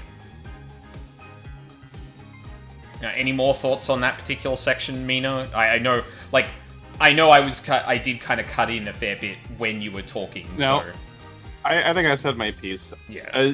Even though it would still create some issues, I think it would be based as fuck if Robin was actually canonically transgender and not just a suppressed cis woman. Yeah. Because like, it would be more poignant to me, like, staring at the stage costume and longing to wear it and complaining that she'll never be as pretty as Juniper. Like, if it's an AMAB person thing, that actually hits way harder.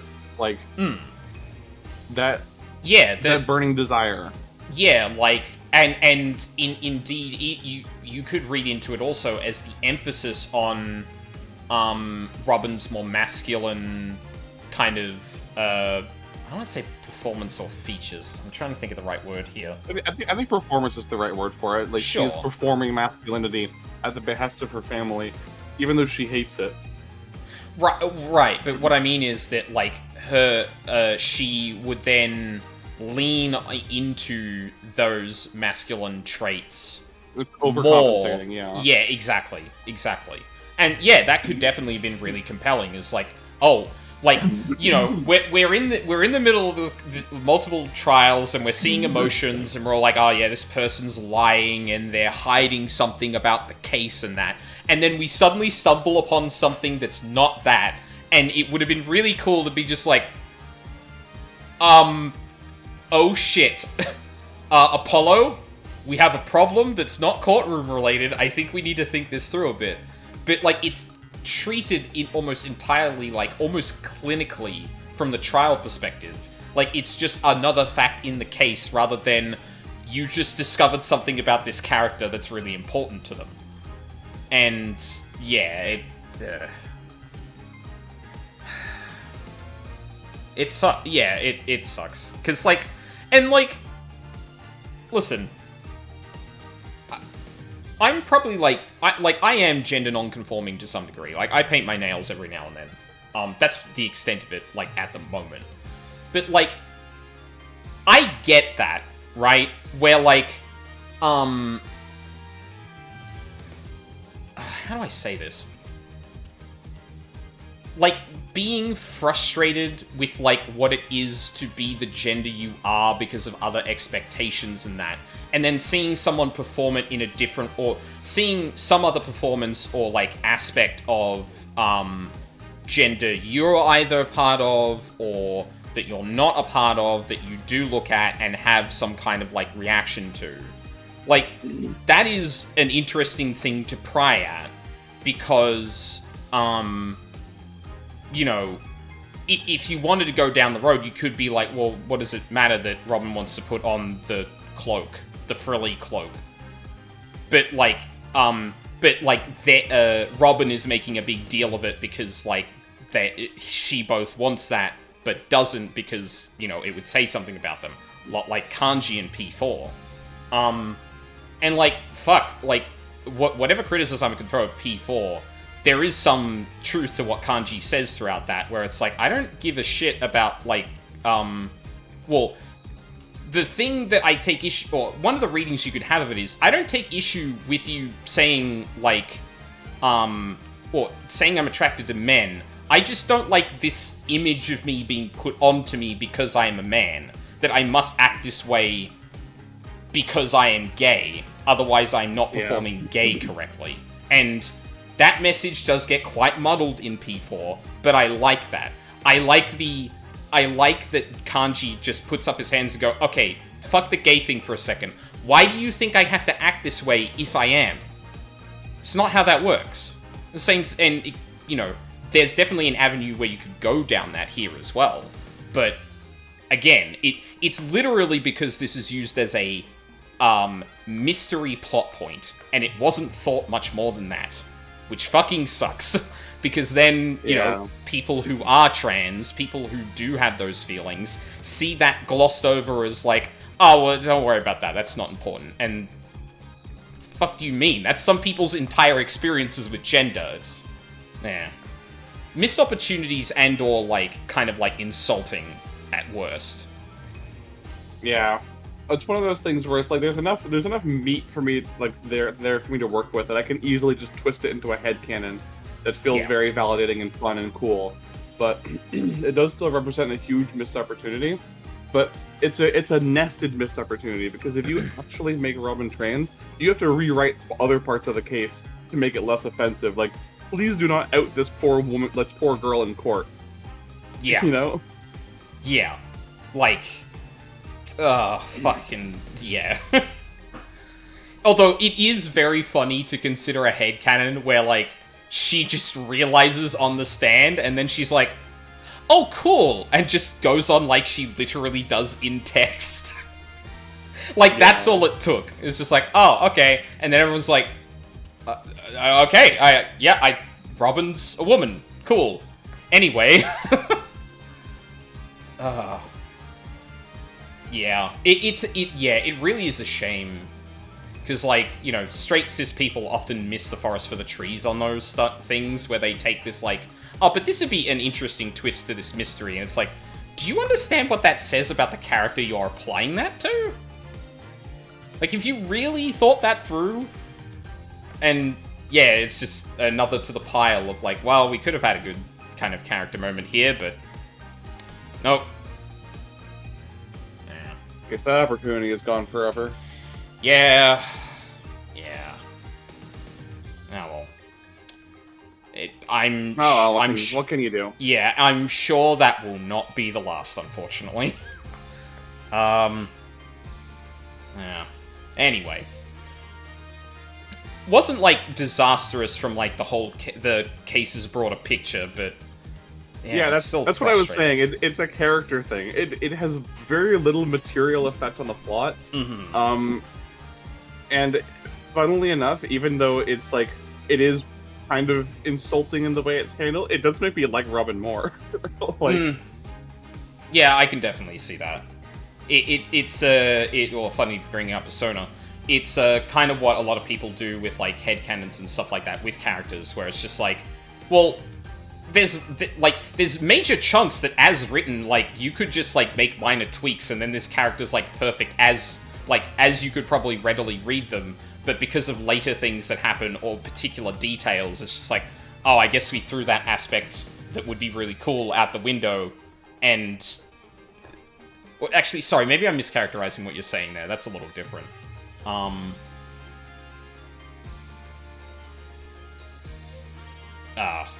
Yeah, sorry, I messed up that point. We'll move on.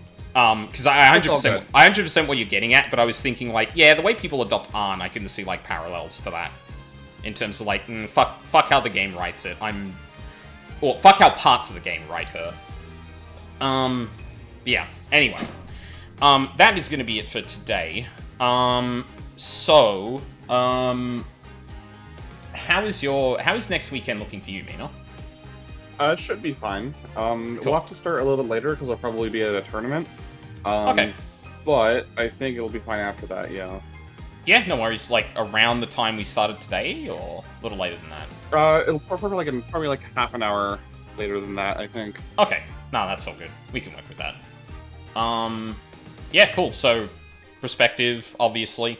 Ace Attorney next weekend. I'll also be continuing my playthrough of Path of Exile, going through all of the campaign, and actually listening to all the dialogue for the first time in years, next weekend as well. During the week, yeah, I've been tossing up, doing something. I think I'm going to pare back on Warframe a bit, because the things I want to do in that aren't really conducive to the way I like streaming. I like having, like, a goal. And unfortunately, the way that Warframe is structured, like, there's just a lot of, like, you get a chance to get this thing, which then has a chance to give you this thing, which then has a chance to actually let you do this other thing. And it's just, like, if I try and do any of that on stream, it can feel very, like, well, I just wasted all of my step 2 things, so now I go all the way back to step 1.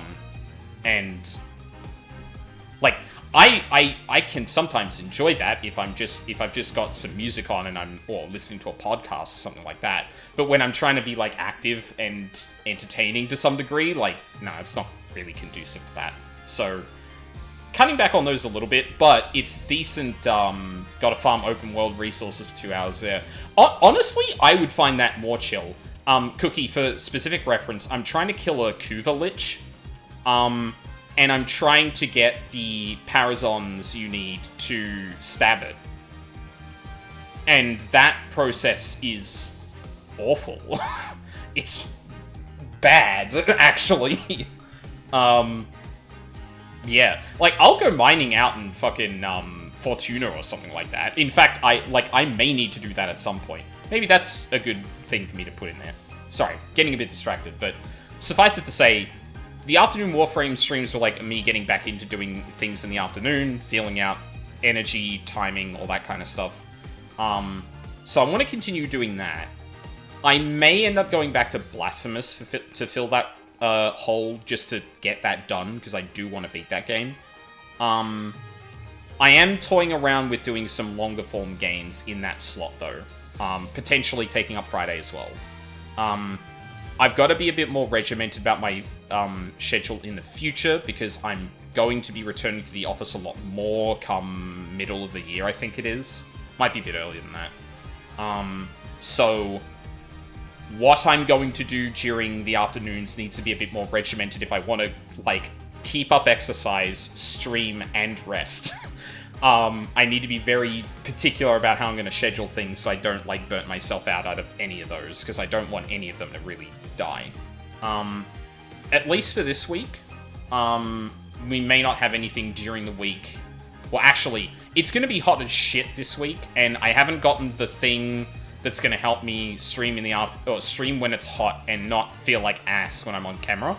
So I may not stream during the week because of that. So yeah, it might be light. That'll give me time to catch up with or rewatch my Blasphemous VODs to remember where I am. Then Friday we'll probably do some more Warframe. I might even go out and just do some farming in the open world for a bit. I don't mind that.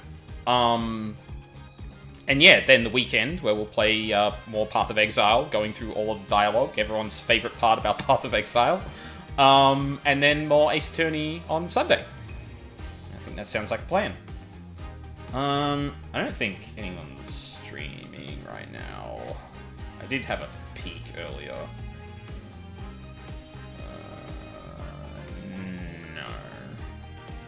No. All really big. Yeah, I'd rather not. So yeah, I think we'll leave it there then. So, thank you very much for watching live or on the VODs. I really appreciate it. I hope you all have a lovely day, and I hope to see you all next time. Bye, everyone.